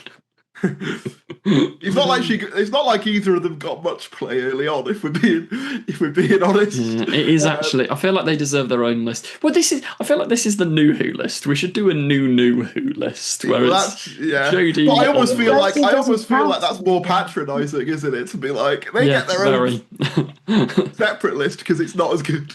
I don't know. They don't have to compete with the big players. There is a bad episode 11, Journey to the Centre of the TARDIS. Oh, yeah. It's not a terrible episode. Well, we've got an outlier here, I'm realising. Because Series 7 has 14 episodes, doesn't it? Yeah. Mm-hmm. Name of the Doctor deserves some credit, because that's a banger. No, what? No one's picking it. I wouldn't say it's a banger. If you want to choose that as your special, you're welcome to, but no one else is going to, so that's fine. I genuinely think it might have made my list if it was... That's outrageous. If it had any competition. If it was in episode 13... No, not... But if it was somewhere, like... It's the series finale. It's nowhere near the top. I'm not. No, it is. That is the episode that made me obsessed with Doctor Who. How do they get out of the timeline? Yeah. They just... They meet John Hurt. That's not that episode. That's Day of the Doctor. Are you going to take that gripe with Day of the Doctor? Well, no, because Day of the Doctor because it's the 50th anniversary. And it would be silly to explain stuff that happened 8 months ago. The series finale of Series 7, not Day of the Doctor. Yeah, but it's a cliffhanger into Day of the Doctor. It's emotionally. not a cliffhanger if you then just teleport away from the cliff. But to be fair, you don't know. That's but you don't need to explain it. Because the Doctor says, I'm going in to save Clara. So the fact is, when the Doctor gets to Clara, she can be saved. You don't need to know how he does it, because that's just flim-flam. I don't know, because don't they even say they can't go back out? No, but the cliffhanger isn't the fact they're in the time stream. The cliffhanger is the War Doctor. No, I know. Also, I will say, from the behind the scenes... It was written and produced at a time where no Doctor was contracted for the 50th. So there was literally a version of the script where Clara had to go into the time stream, which this is going to be the 2026 special, but it's going to be Billie Piper instead of Clara. Clara has to go and find the Doctor, and you get a bunch of famous faces, which is where the idea for John Hurt came from. I will say, we'll probably end up discussing Day of the Doctor as a special later. I don't actually think John Hurt was necessary. It's a banger reveal, but why on earth was he not just Paul McGann? It's because the BBC didn't think he was a big enough draw. That was the reason.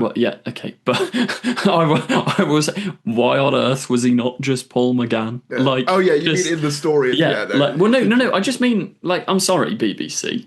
You're right. They were wrong on that. Paul McGann, bring him in. He's good.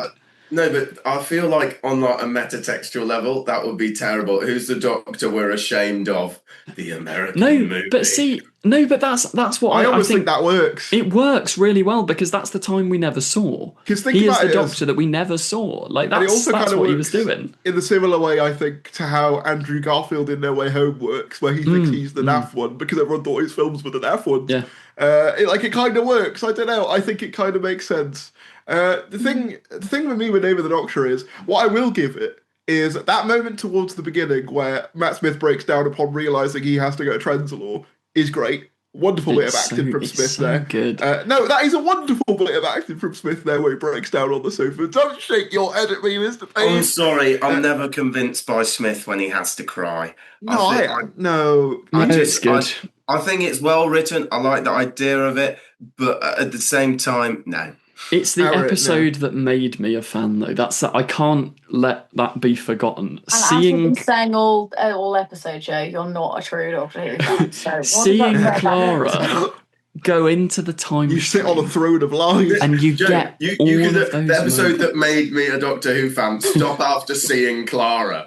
We know why you're a Doctor Who fan. Did you know, fun fact, for about 10 years in this office, that entire space was covered with a poster of Clara and Matt Smith from Name of the Doctor. Stop outing yourself. I feel like it's you're so outing good. yourself way more than you purport. So we're outing you, yeah. Hang on, outing? Would you be outed? Like, what you say is like, always a child can't think Clara Oswald's attractive. Yeah, but it's not just a child that that's thinks Clara's crazy. attractive. It's Yeah, the it fact you had to definitely take stopped down the when you poster. were- Okay, episode 12, everybody. Woo! What have we all put for episode 12? I can't lie, at this point it was about 5 to 6, so I was like, just pick one. Incredibly clear winner would be. It's But I've obvious what Joe's clear gone with, winner is well, here. I've gone with his clear winner then. Okay. Probably. I don't think I have, but Go on, Tharis. episode 12 we're doing, right? Yeah. Bad Wolf. Very good, but I'm sorry. The game show part of that two-parter, that's... No, even that's So good. much fun. Bad Wolf is the better part. What? Yeah, I agree. It's so much fun. I hate this podcast, man. What are you... Actually gonna You can't sit there and like Bad Wolf is not a bad pick. I know that you're No, it's an exceptional pick, but to say it's the best part of that two-parter, Stolen Earth, compared to that, Forgot about like that. that's wild. Like Stolen Earth's exceptional. The Master one, what's it called? Sound of Drums. Sound of Sound Drums. is good, but it's not. That's as good, if I not think- better than No, Bad. anything after Utopia is a I little think- bit of a letdown. I think I love that series 3 Master one, but realistically, Bad Wolf is so good on like a character level and like the build up and like the reveal I of think like it is really good, but and like that, that moment of like the revealing that it's the Daleks, and obviously I think this is part of the way to Bad Wolf. I can't remember. you are but slightly talking me round because it is so good, but like, also it just that story is impeccably feels good. I don't know wrong. that like the game show bit, it's dated, but I almost think that adds to like the charm of it in a sense. Because the point of that story is that humanity has stagnated, all its creativity is gone. So the idea of them just recreating the same shows for hundreds of years, honestly, to me, makes sense. And if you view it in that way, I genuinely think that Android is the best cultural reference ever. like that's so good. it is really good. And also the bit where like the Doctor thinks Rose has died, and like It's insane. The colour from I love that if they made it now, just it would be drains. called the Ranganathan droid. I think they probably would have come up with a different name. Yeah, The Ranga yeah. Robot or something. Yeah. They'd probably do But, like, something else. the colour draining from Eccleston's The face. Romek. No, you Romek. wouldn't have Weakest Link. This is what I was Yeah, saying it a would minute be a ago about it. different But you'd have the traitors on there. It would be the That's Claudia Love bots Island, with like the her Strangers. friends. Claudia Winkelbot. It would be something stupid like that. Yeah, so like the moment where Eccleston thinks Rose has died, and then that bit where they're thrown in jail, and like the Doctor just fucking clarts that one guy, and like because he's so annoyed, and he's like, "Don't be stupid! I'm not gonna shoot you." Like It is good. It is insane. oh, I will say, I was disappointed in myself. I wanted to pick Stolen Earth, but I did toe the party line. Dr. Falls is the better episode. Yeah. It's- thing is, this is one of those slots though where it's like I don't think that any of these answers are wrong necessarily. Yeah, like, I think after hearing you've hyped me up for it because it is insane. It is great.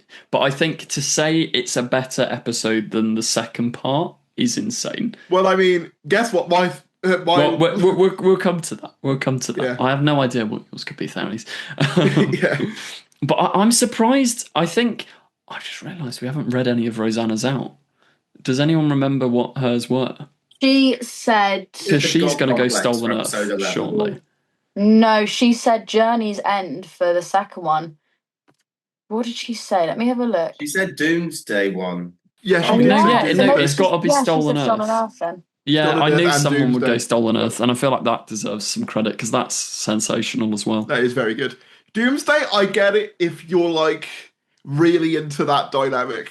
It makes sense. I'm not gonna put you on blast, but I don't think it's on the same level as some of the others. It's just not, though, is it? It's like it's not even close to Parting of the Way. It's not Bad Wolf to Last of the Time Lords, but not that one, the one before it. I don't actually think this, like the series 5 finale is like that bad, Yeah, but I realistically, really like it. it's not on the same level as those ones. I don't think that's an awful finale at all. I do. What this video has given I do. me a nice feeling about is Doctor Who's good in it. Remember the show we Yeah, it's all always going to go hate. downhill next I week. do when we find it discuss the somewhat worst. telling. Yeah. I do find it somewhat telling that only one of us picked one episode made in like the last decade or so.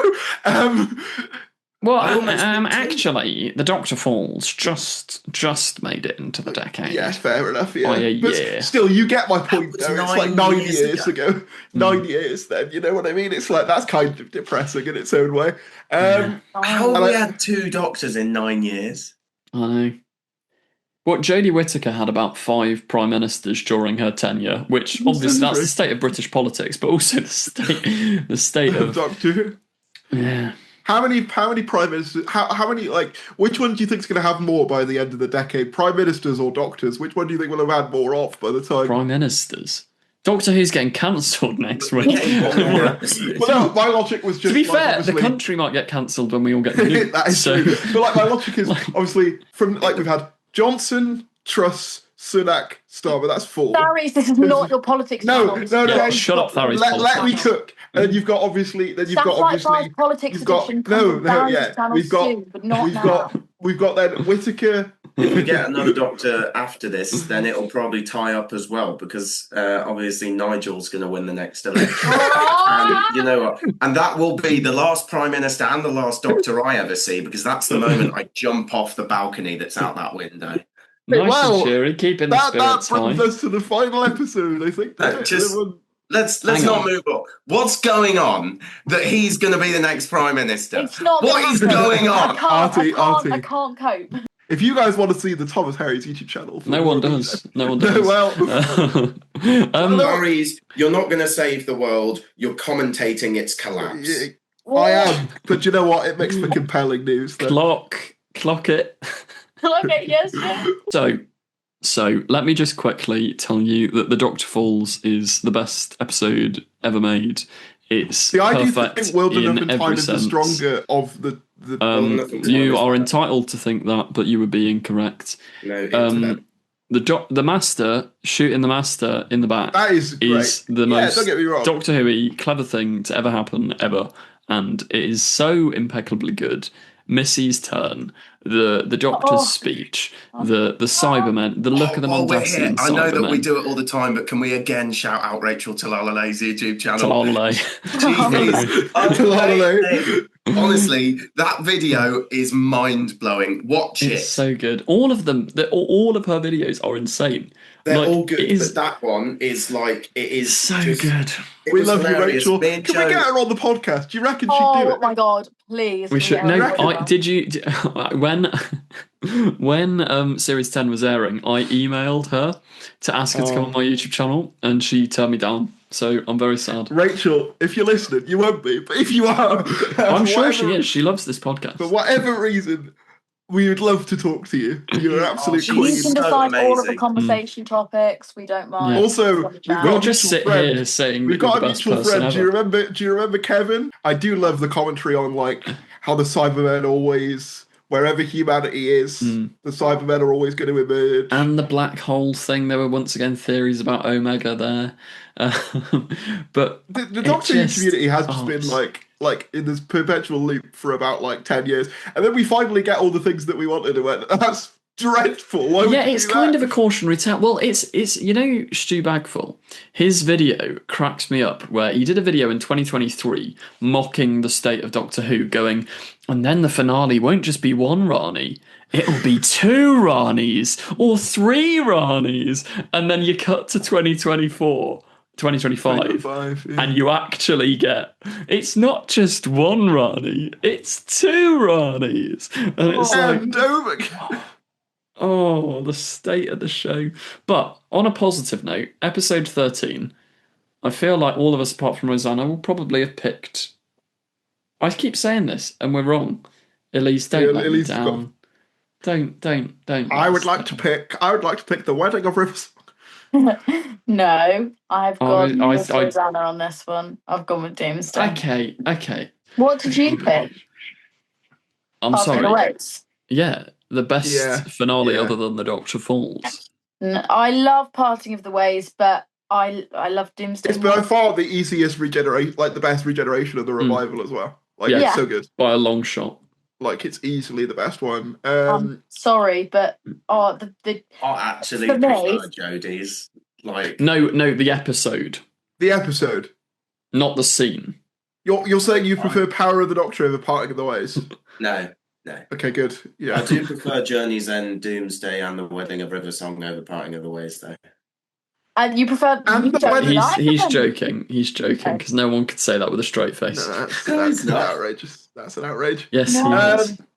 I'm the You know what Doomsday I fan. find so interesting, and I don't want to I don't know whether I want to say this. You now. are going to say the women like Doomsday more because they like 10 Rose. I'm not even a 10 Rose stan. The reason You're I'm gonna picking go, Doomsday women is have when lots of Jackie Tyler- emotions. When Jackie No. Tyler sees Pete's face again and goes, "Hey," and they But do, and that's- he's like, "You're not my wife, Jax," and she goes, "I know," and he goes, That is "I good. got rich." Oh, that scene. How rich? I like that is good. That is good. That scene, Yeah. I love it. I love the return of Pete and everyone coming back. I mean, you've got the Dalek Cyberman face off. I mean, that is great. That Yeah. is good. There That are is good. so many Thing is, moments we in probably are Doomsday, being and it too gets mean to no. Doomsday.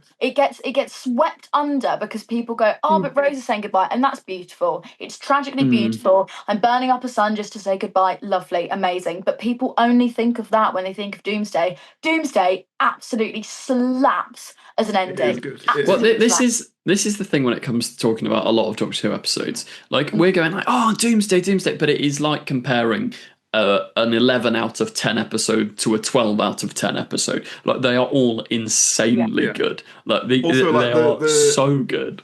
I've I'll say always Journey's loved End. Journey's End was my pick. I realised I never said. Okay. Mhm. Okay, that's fine. Mm, Cult of yeah, Scar, that's the Cult of thing. Skaro are a great concept as well. I love the idea Oh, of a So group of Daleks cool. that are designed to think like human. Imagine. Doomsday is fantastic. I just find it fascinating that because it is the most love-centering episode, all the boys went. Ugh. I just find that interesting. I don't know whether there's anything to that. Here. How did you It know Not that? really really. isn't. That's like No. you're starting to sound like the MP that stood up in the House of Commons. Oh and no! was Don't like, compare me to him. the boys have lost their role model, so Jodie No, Whittaker has led that's to not- knife That's crime. not what I'm saying. I just find it interesting. They literally snog in Parting of the Ways. Like that's That's true. quite I think you need a doctor. My issue with Doomsday is Technically. just that it is one of the most boring looking episodes of Doctor Who ever. It looks so dull. Visually, it's not that It interesting. feels We'll give you cheap. that. Like it feels like a low budget season finale, which it obviously is. But I Yeah. think I like my no, but season Parting of the finales low Ways budget. doesn't feel like that, even though it's mainly confined to like spaceship sets rather than a Torchwood set. Yeah. It's It's still I think the lit lighting. I think the lighting. Parting of the Ways is lit changes the. fantastically. Yeah, I think that's the lighting is what makes Parting of the Ways feel more. Speaking of Right. lighting, don't I look an ood? A bit. I was going to say this about Planet of the Ood as well. It's interesting, with the whole the balls. Where's he going with this? When they change their voices and they change Yeah. their names to try and make them more If you watch that now, kind of with the current context of Alexa and AI companions, I think that's a very interesting little parallel there with modern life. That's just something I felt like Sorry, mentioning. what are But we talking? no, Can we, just to completely ignore Faries for a moment, can we go back That's fair to RT saying Journey's End? Because Journey's End, love it, but I do think that the plot is just too easily tied up. Well, see, this is where let's bring in the fun facts trivia. In the original script that Oh they my didn't God. have the budget to film. No, but it's sick. Okay. It's sick. The Doctor and Donna go back to the Shadow Proclamation, and the Shadow Proclamation isn't just Jadoon. It's like all of the creatures that would be like in some sort of intergalactic committee. You know, like in Star Wars, they've got all those big pods with everyone saying. Okay. Yeah. Like there's loads of people there. They go back there, and you know how it's set up in Stolen Earth that they're like, "You will lead us into war, Doctor." He brings them with him and is effectively starting Time War 2. So you get Jadoon, Krillitane, Slitheen that aren't Slitheen, but that family, and Margaret the Slitheen comes back as a little child who's now good because obviously he gave her egg to a new family. Like they're all there having this insane war with the Daleks, like Jadoon's firing at Daleks, etc. And that's why, and because the thing doesn't hit as hard when the Doctor goes like, "You've killed them all. You're just like me when I." But the whole point is he's effectively starting a Time War 2. And that's the Meta Crisis brings that in, and then obviously he has to be sealed off in the parallel universe with Rose, partially because the Doctor's scared of him, like that is me fresh out of the Time War. He's almost just killed them all off, and I feel like that makes so much more sense and adds up so much more, because the fact that Donna just defeats them by pushing buttons doesn't feel quite as good. That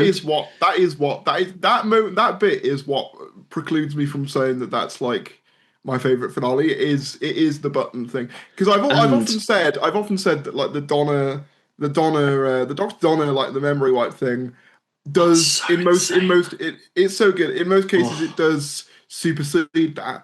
And like you could argue that the Rose absorbing the time vortex is a similar Deus Ex Machina, but I think the difference is the and obviously we are picking between two great episodes here. Let me not get that twisted. But like with Bad Wolf, the time vortex thing is established in Boomtown with Margaret. That like you can look into the time vortex and it has that like magical effect. So at least when it's used again in see, I disagree here, because the fact it's so clever that hand has been shown the entire time. What I'm saying though is like, that building computer, up and up and up. What I'm saying though is clever. that computer wasn't built up. That was just there onto the side somewhere, and she just went. But I don't know. I think it does. I make still love both. sense. Don't get me wrong. I love episode. both.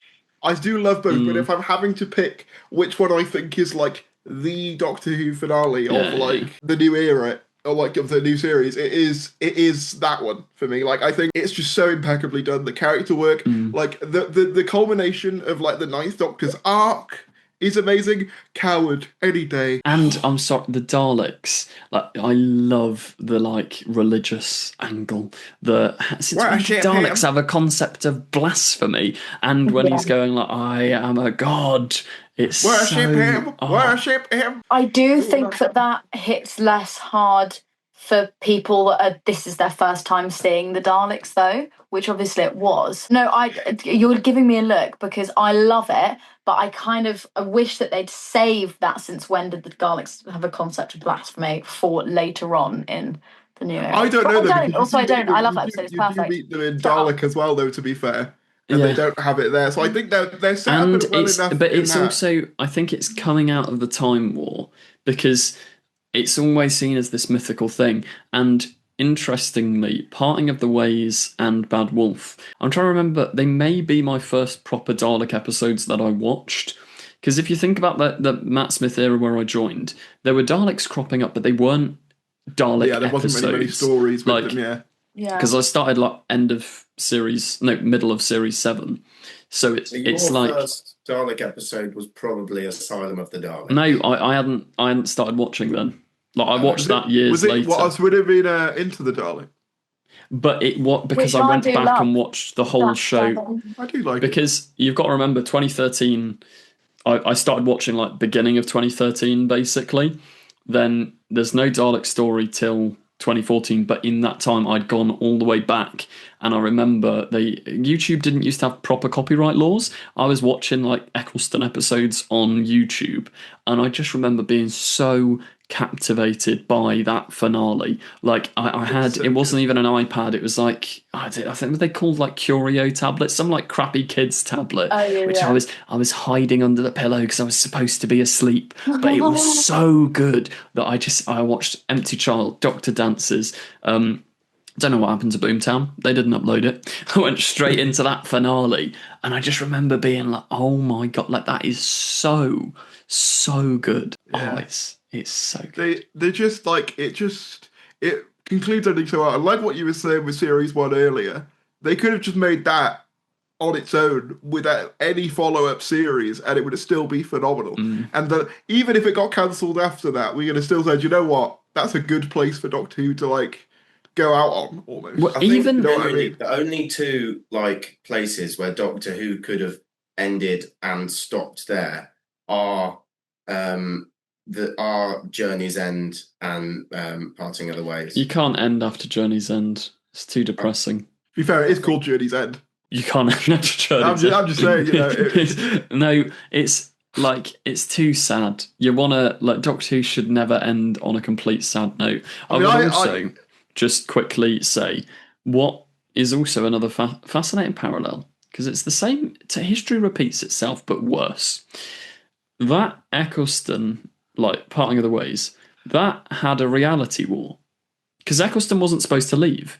They shot a different original ending where he doesn't regenerate, and like Russell was able to make the regeneration seem so purposeful. But I do want to see the never released cut where he doesn't regenerate at the end.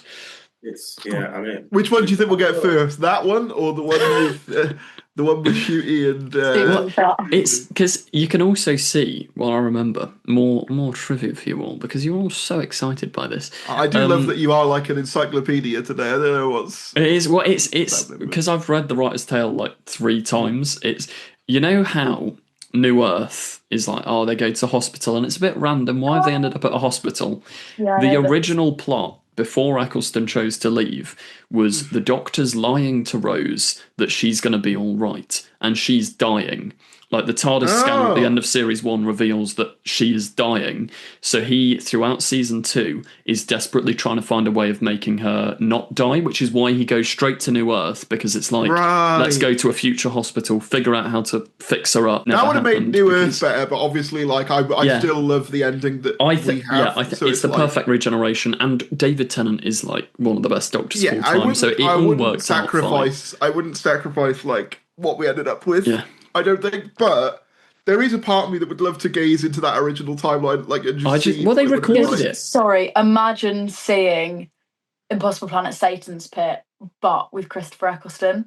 Like, that would have been genuine. I'd be more on board. And also, Rise of the Cybermen Age of Steel with Eccleston as well. Like him with the Cybermen would have been the big one that was literally written for Eccleston and the dialogue barely changed is.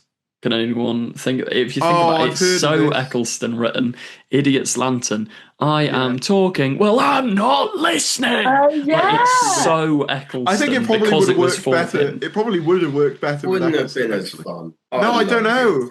I actually think. I think if anything, a Northern Doctor telling like a posh Tory bloke to be like, "Shut up, you idiot," would have probably been even funnier. To be honest, I think that could have. Just imagine how much Rosanna would have loved that episode. Yeah, exactly. You know, I love how we're talking about her as if she's died. In memory of.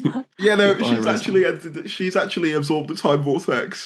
She's not, she's no longer with us. So she'll be back in 15 years or something. She's going to regenerate. Don't worry. Oh, God. We need to start the next episode with, oh, hello. It's just Rosanna. Oh, hello. Hello. Oh, hello there. It's Shrek. I don't know why I turned into Shrek. Oh, hello. Hello there. Anyway. I think, so finales-wise, I think, they're all really good. There isn't, apart from the Doctor's wife. Not the Doctor's, what's it called? Wedding of River Song. No, that's the special that Elise is about to pick for her special. What? I know. Bloody disgrace. Shocking behaviour. Get out. No. I rewatched it last week. Like, that ending of Journey's End, where like he's got all his friends and they just all have their own like. It's like it's just, and he's just stood there soaked with rain in the TARDIS. And it is, it's so good. I also love that line from Sarah as well of "You act like such a lonely man. Yeah. You've got the biggest family on earth." 5 minutes later. I thought my list later was good there, but yeah, we need Rosanna in as the judge for that. Doing Rosanna proud. I think it might be my favourite ending to any Doctor Who episode ever. In the original Journey's End, he goes into the TARDIS just like he does, all sad. But because they shot it, they forgot to do the continuity of the rain on Tennant, so it's just dry.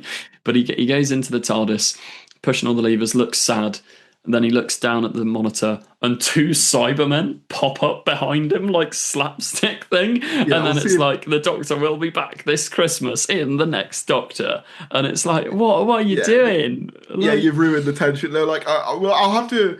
When we're not recording, I'll send Elise because I've seen the clip of the 2 Cybermen popping up. They literally just pop I don't need up. to remind me of the next Doctor. I think it so much. That was my first Doctor Who episode. I was Richard Joe. Was it? No, bloody hell. I thought it was. What is interesting about the next Doctor? It is but it's a sign of things to come. Because they get a bigger budget. So Russell goes, what if we just made the Cybermen but a giant CGI god? Okay, but it's like it's the Disney era. Back in 2009. But to slightly do the defense, much in the same way that Artie says it's a building with a steering wheel, it's a bloody Cyberman mech. I don't mind it. I don't mind it. That's so cool. Like, as a child, that's so cool. Like, oh my god, it's gonna the Cyberman mech. I'm here for the Doctor in a hot air balloon shouting at something any day. I love the hair trembles with emotion subtitle. It also has one of my favourite moments. Like, it has one of my favourite lines in Doctor Who ever, which is, I think it's probably because it is one of my first stories, but it's stuck with me ever since. It is, you told me I would never be converted. That was designated a lie. It's one of those lines that I just like. Yeah. One of the lines I've always remembered is, that's your sonic screwdriver. What makes it sonic? It makes a sound. Yeah. Like, also, it's in the same vein as like that line I was saying about the Cybermen. It's in the same vein as that one in the Series 3 Dalek one, where the Dalek's like, you told us to imagine, and we imagine your irrelevance. Like, what Russell does brilliantly makes the monsters catty bastards, and it's great. Like, he makes them absolutely. It's so good. It's so sassy. The other thing I would say though about what you just said about the Cyberman thing is that it proves something that you've said for ages and we've spoken about before. Russell is like George Lucas. You've said this before. Like, when he's given the restraints, magic. When he's left, because like, let's say for example, Journey's End was made in the Disney era, those Cybermen would have stayed in. 100% they would have stayed in. They would have popped up at the end and gone, there'd have been a musical number. They'd have come up and started singing and then jumping up and down. Cybermen, we are coming again. Artie, you look like you've given up all hope. Well, we have been filming for 2 hours. Should we crack on to our special? Yeah. We shall. Elise, no one needs to ask, because I've remembered... So if we're talking about Harvest Special, I would say Waters of Mars, because it is absolutely insane, and I think it is probably better than the episode I have picked. I picked Waters of Mars, but we only meant to do Christmas, or was it just a special in general? Special in general, but I can't. The place that Husbands of Riversong holds in my heart is just everything to me. That episode, it defines Doctor Who for me. Another romance. It is very good, but it is just nowhere near. I think I have a slightly controversial take on this. I think Husbands of Riversong is only remembered for its last 10 or so minutes, and everything else is just kind of there. It is fun. It's what I will say though that saddened me. I rewatched it literally like the other week. I didn't vibe with it that much. I don't think Riversong works for It's me. her best moment. Her and Capaldi are brilliant together. It is The very only good. bit I don't like is when she goes, oh my God, what's the boyfriend's name? Yeah, that's really weird What's as his well. name? What's his name? Because it's the line that she says. She goes, such and such, just once. Can you get the height right? In like the weirdest tone ever. And I'm like, that's not funny. But I love it. I love the opening scene with Greg Davies. I love him in that. I think That it's is so funny. random as well, though. Greg Davies. But it's so it's a perfect celebrity appearance because he's not too important to the plot, but he has a good old romp at Christmas. It's so light-hearted, it's so joyful. The whole scene in the restaurant is so much fun, but it's also so heart-wrenching with the book there. And then obviously the River Song speech.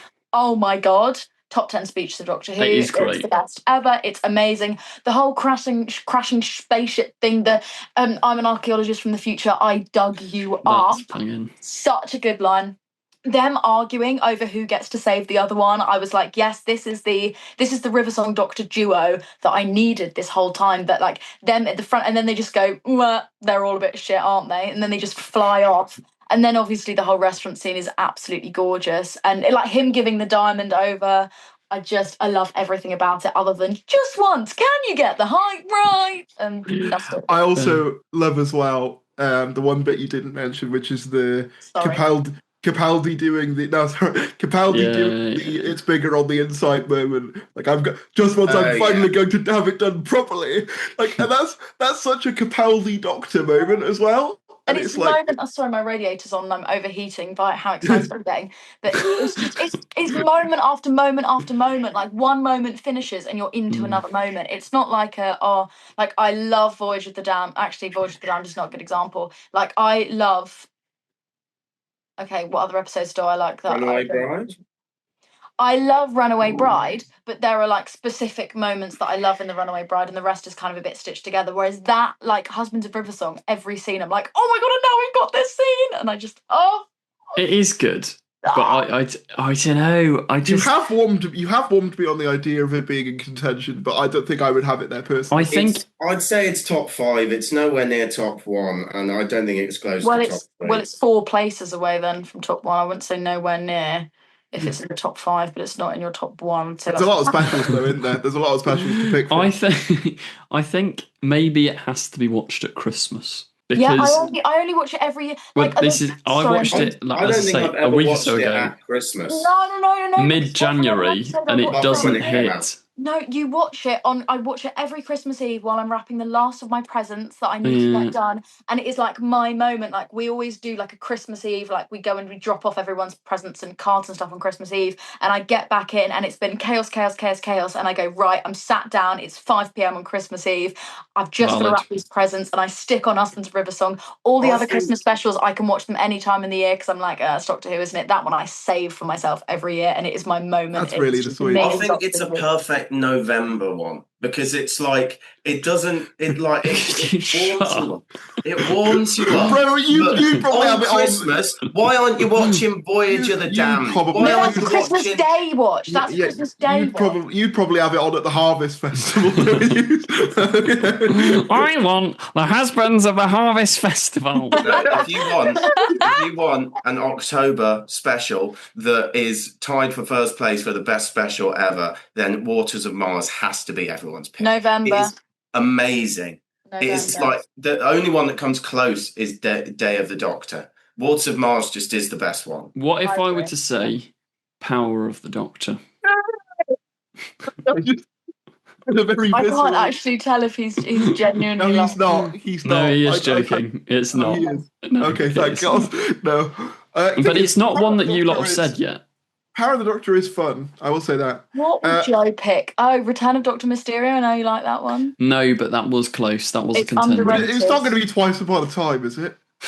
Piss off. I'm glad. I love Twice Upon a Time, but only for the football. Twice Upon a Time has some great moments, but it also has making the Doctor arranging sex. I'll tell you what. This is what I mean. It's one. Twice Upon a Time is one that you go, this moment will stay in my head forever, but the rest of it's kind of a bit naff. Husbands of River Song doesn't have any naff bits. Twice Upon a Time was made before TikTok existed, but it's made for TikTok clips. There's so many great clips, but as a package, it leaves you feeling underwhelmed. Capaldi is my Doctor, and I remember the underwhelm I felt after the build-up of, oh my god, the first Doctor's coming back and they're going to do this, and we've had that picture of Susan on his desk, so Susan might come back because it's the first Doctor. One day he'll go back. It's got bam, bam, bam, bam, all of these things, and then it's sort of like, oh, we'll piss him out for like an hour, do nothing, and then Christmas armistice, that's nice. It's That like is the best. I do It might be like the the best armistice thing. scene. In all fairness, the armistice scene is very good. In all fairness, I do. I like do all think, the to be stuff. fair as well, it is a very good character thing for Capaldi, because showing him that the universe is actually nice before, that's really cool. I but think- I do want to say the speech at the end is silly, and I know Capaldi wrote No, I a agree. bit of it, and Moffat allowed it in, but it love just What did he No. write? You did the bit about children can that hear I your dislike name. so much. Yeah. Like it sounds like you've lost the plot, Doctor. You're on the floor No, going, it's children beautiful. can hear your name if their hearts are in the right place and the stars are too. It's like, just regenerate already. I've always thought if they had to end it on any line, it should have been on "One more lifetime won't kill anyone, well, except me." Well, I think that would have been a great the line. ultimate- I think if they had to end Capaldi on any line, it should have been, I thought there'd be stars. Yes. Yeah, true. I mean, that is Yes. true. It's Yeah. the- that is But the best I'm line. saying if Twice hoped Upon a there'd Time be has to stars. exist, Me though, too. then I probably because the thing is, for me, Twice Upon a Time doesn't have to exist. And the other thing I would say is I am personally not a big fan of Doctor's final stories having other Doctors in them. They've started doing this a lot now, and I'm not a massive fan. I Do you get agree why? Do you get from why a I feel like certain that, perspective, but I think something like Twice Upon a Time, because The Doctor Falls World Enough in Time is Capaldi's final story. Twice Upon a Time, to me, epilogue feels it is an epilogue. Like, it's not part of it. You know, it's a nice. You've finished the book. Here's a little thing. The end. Like, and it wraps up Doctor Who basically perfectly, because I'm not Doctor Who died in 2017, but I do think it almost needs a new category, because Whittaker's era is not the same show. It's so vastly different, and that's not necessarily a bad thing, because a fresh start was desperately needed.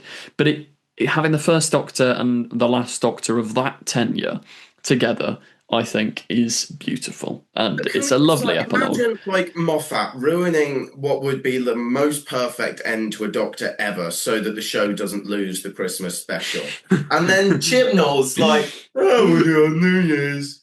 The other thing I will say about that, going quickly to what you were saying about the speech, it does get mocked by my favourite Doctor's final words, which is 11's final words. His speech is significantly better than 12's is. Is that your special? It's not my special. No, mine was Waters and Mars. Oh, of course. But Time of the Doctor was like honourable in my head, because here's the thing about Time of the Doctor, right? Its first 10 minutes has a lot of the Moffat tropes that got old. All the weird like sexual gimmicks and like him being naked and all of that. Like, but as soon as they get to Trenzalore, they wrap up everything in that era amazingly in one episode. And the fact that it comes across as well as it does in that one episode, despite how much they're wrapping up, is insane. Like, crack in time, good resolution. The silence will fall, makes sense. It's the church saying, what's going to fall? Your fucking Carry on. podcast is not going to leave. But like every element, despite the fact that Moffat clearly thought that he was going to have Smith for another year, still gets wrapped up. And I love the imagery of the Doctor becoming this old sort of sage wizard figure who like makes toys for like kids on Trenzalore. Like, that is the most 11th Doctor thing that could happen. And it's the personification of his character, because the whole premise of his character is he's an old aged man in a young man's body. And so what better way to conclude that arc than to put the young man in an old body? It's so also, good. What you were saying about him making the toys for the kids, I genuinely love, like, it's one of the best references to the Doctor's age ever. When he meets Barnacle, or whatever his name is, as like a younger Doctor, and then you cut like hundreds of years to the future, and he just calls one of the kids Barnacle. Like, and Yeah. it's just like, oh, it's not, Barnable's man. gone. But so- Joe, what did you Oh. pick?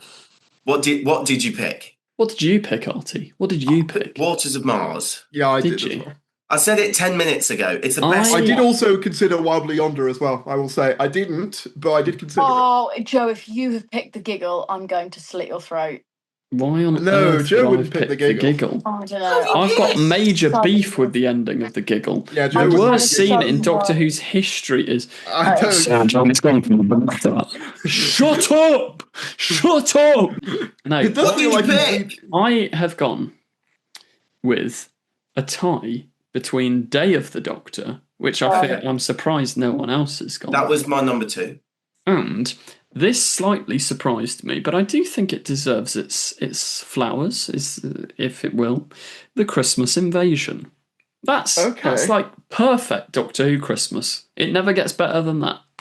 It does get better. Than Christmas Carol exists. that. So. It just doesn't though, because I think it does. Yeah. It's like Father's Day or Turn Left.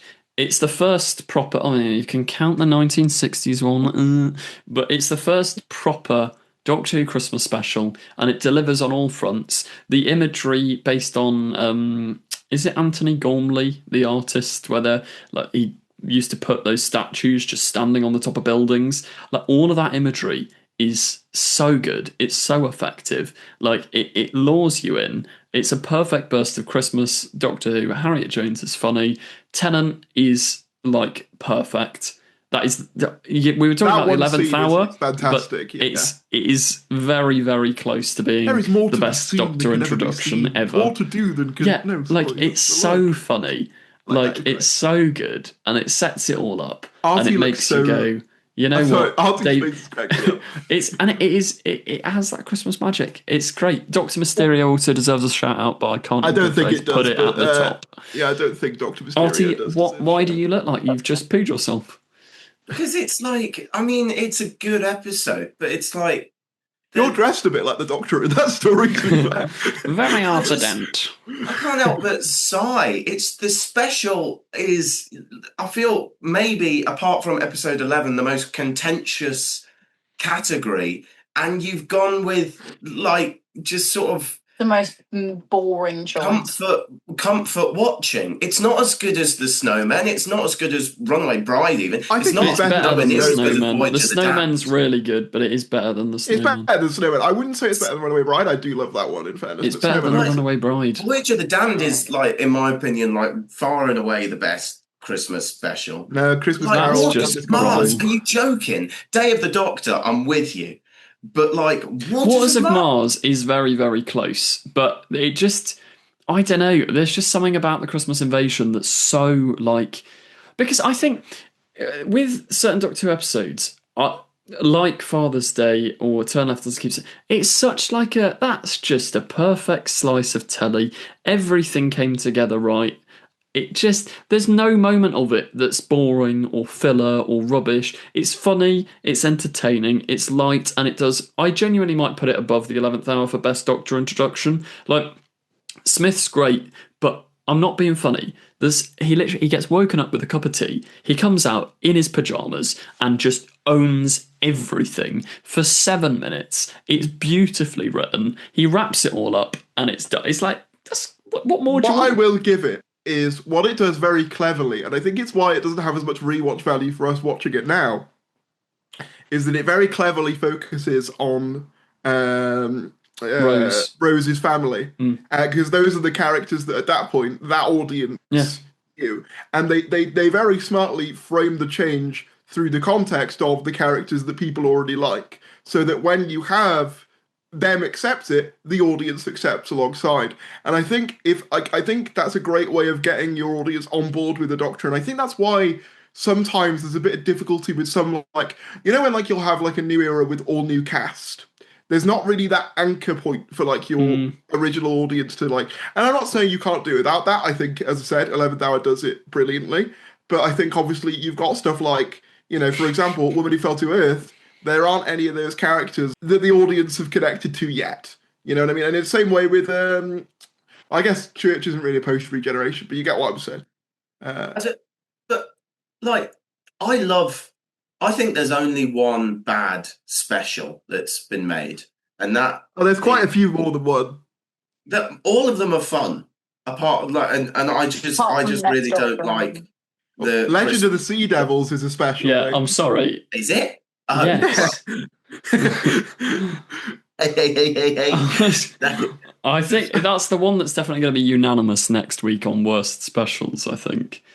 If it's not, I would be I shocked. really hate the Elise, I'm Christmas. sorry. If you're going to put the next Doctor below Legend of the Sea Devils, that is wild. That is I'll crime. tell you what, I'll rewatch them both before we film again.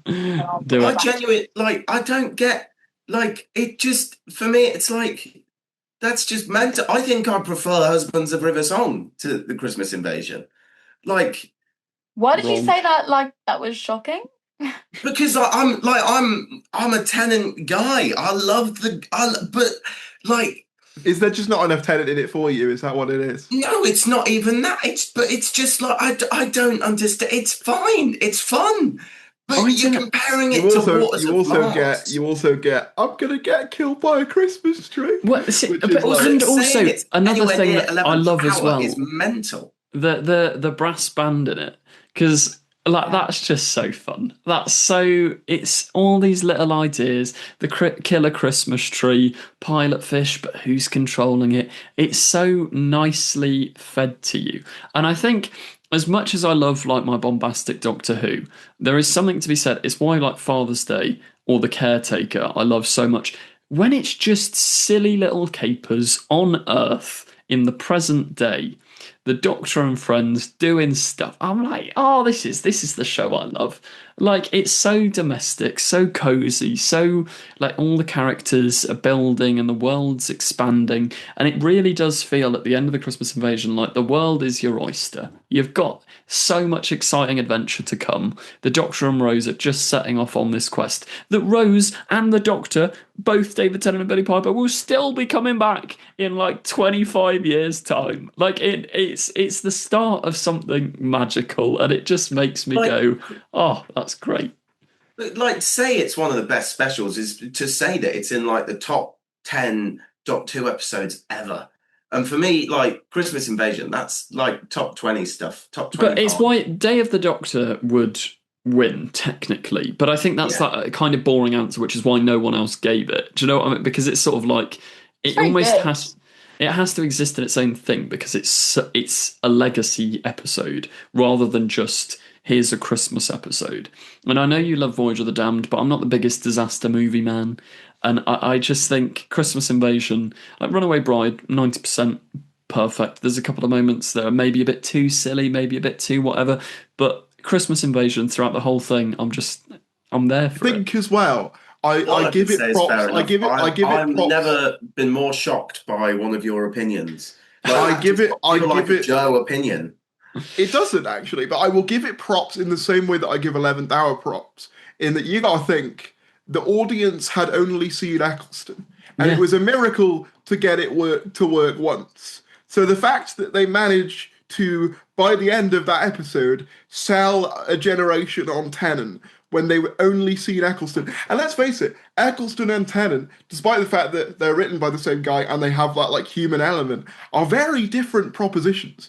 If you're only familiar with the Doctor as this northern angry bloke, and then this sort of vaguely cheeky kind of, Casanova type comes along and starts doing all of this, it would be so easy for everyone to go, that's not the Doctor, that's rubbish. That's why you put him in half the episode.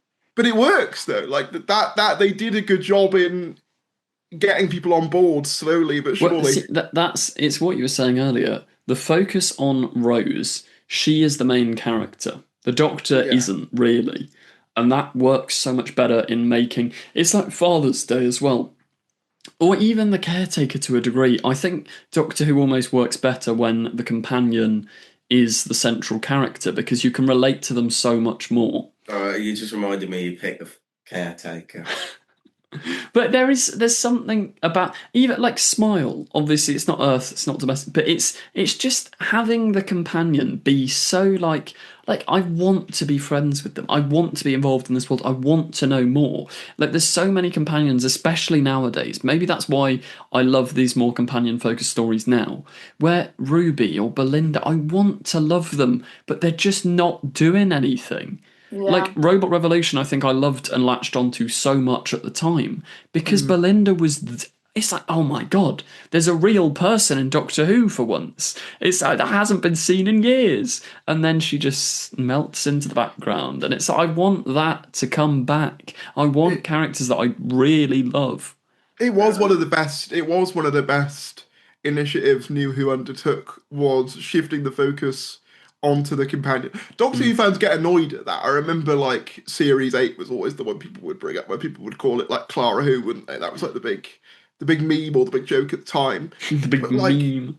but it was, everyone would sort of say, "Oh, it's the Clara show," but that works more for a general audience. It just does, like, because the Doctor is such a difficult character to get most people to grasp, because I they're don't so. even think it's that. I just think you like every great story.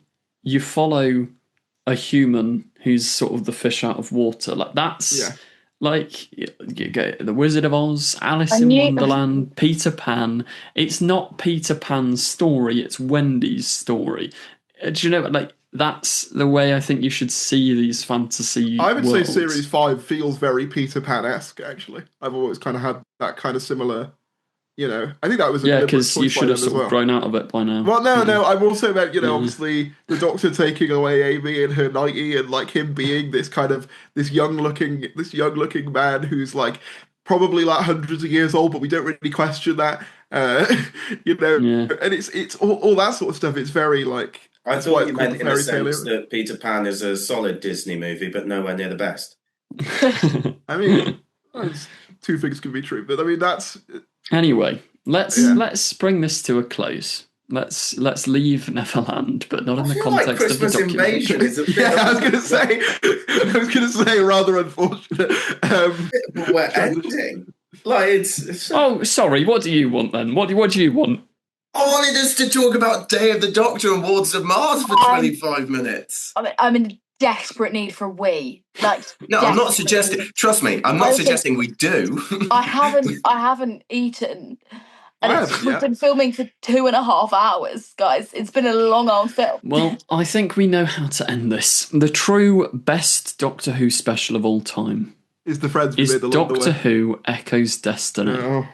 You should check it out I now. thought you were going to do a perfect segue to the end and go, Tharies knows the best special that has ever been. right, What do yeah. you call it, Tharies? Now, I was going to No, that's. continue. Oh, I was going to okay, I'm not doing it continue yet. our chronology because, unlike certain writers of Doctor Who, we've got to remember to pay off what we set up. Here's Rosanna with her picks for the top Yeah. episodes of whatever we've just been talking about. Chekhov's Rosanna. Here we from go. Beyond the Quick Grave. fire. So number 6 was really difficult. So Number 5. We gotta do number 5. we've already done it. Oh yeah, that No, was we Angel Take My haven't. Hand. Okay. Number 6 is Dalek and the Angel Steel 2-parter. There we go. Brilliant episode. Self-explanatory. 2-parters are really hard for me to do, so I just put Angel Steel. Yeah. Number 7 is Zygon Invasion. Bloody brilliant episode. 10 out of 10. Love Stan. it. I'll defend you on that. Unique, interesting, It's not so like other good. girls. It is so good. Okay. And like Clara, and she's like, I'm Bonnie. I'm funny. And then number 8 is I had to put Father's Day because it is just one of the most gorgeously written episodes. Honestly, enough. like every time I watch it, I cry. And then I also this episode 8 was really hard, so I've just put all of them. Impossible Planet, Forest of the Dead, like those 2-parters, like the Satan Pit, Impossible Planet, Forest of the Dead, and like I love. What about In the Forest of the Night? No. No, shut up. No. Brilliant episodes. Father's Day especially because it is just I just love that episode so much. It's beautiful. Episode 10 was a debate between Blink and Midnight. Surprise, surprise. I thought it was going to come down to that. Yeah, that was hard. So I did put Blink and Midnight. Episode 11 is... What the fuck did I put here? I just put... God Complex. I love the God Complex. Sort yourself out. What is wrong I love with it. you? I love it No, so no, much. no, Heaven no. Sent. Heaven Sent. No, Heaven Sent is there as well. World Enough and Time. Oh, yeah, but Outrageous. That is the best piece of television ever made. It's pretty good, to be fair. I've kind of forgot about it, so that's why it's not there. And episode 12, very difficult. So Stolen Earth. Stolen Earth is truly like a work of art. Like, that's Avengers. It's given Avengers. And Sarah Jane with the Dalek bit, like, honestly, I love it so much. Sarah Jane bias in full swing. Shut up! Episode 13 is surprise, surprise. It is Doomsday. Joe's definitely going to insert the clip of every time I watch it, I will cry my bloody eyes out. Sort yourself out. I don't want to do this podcast with you anymore. It's literally, oh God, when Rose is holding on to the thing and then she falls and then you're like, and then the beach, just the specials, Waters on Mars, that has become... Hang on. Oh no, we've had episode 13. Carry on, ignore me. The special Waters on Mars, it is truly a magnificent work of art. It is brilliant. I love it so much. It's also the only episode of Doctor Who that Bethany Husband will tolerate. So Really? Shout out to Bethany Husband, travel And it blogger. also- I don't know who that is. and it also is Skydiving across the world right now. yeah. It is also one of those episodes that my best friend Maya could not watch until she turned 18 because she was too scared of the water monsters. Pussy. It's beautifully written. And then the best Christmas episode is Voyage. Yeah. You've had your best special. No, that's you get one Christmas special. separate. No, No, Waters of no. Mars came out in November, so it's a Harvest Festival special. Shut up. Yeah, No, exactly. I clarified at the start of this podcast. You get one special and one special only. No one cared. I like having two. New Year's, Harvest, Christmas. Did you know as well, Waters of Mars was supposed to be a Christmas special, hence why there's snow at the end. It would be That would have fun. been insane as a Christmas. Can you imagine that? Yeah. I'm Happy Christmas, gonna- guys. You guys know it, but I'm going to send you a picture of the list, and Thank you. I need to go to work and do fuck all because it's not going to be busy at all. So I probably can Yeah. join the podcast while I'm there. You'll see. Join at work. You See better ya. run like a coyote. Bye. Bye. Thank you, Rosanna. We're back. Therese, would you like to lead us out? Well, you know what the best Doctor Who special really is? We didn't need No. that. Just get No. on. I Now hate that's hearing what- these words enough. You might as well just say them. Okay. Ha ha ha ha ha ha ha. Now that's what I call a giggle. See you next time. Why do you start singing Brooklyn Nine-Nine? I was going more for the Incredibles. I was going more for the Okay, goodbye. I was going more for the Incredibles theme. You know the.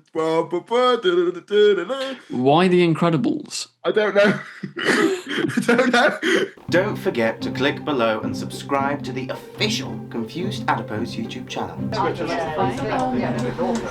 I will destroy you.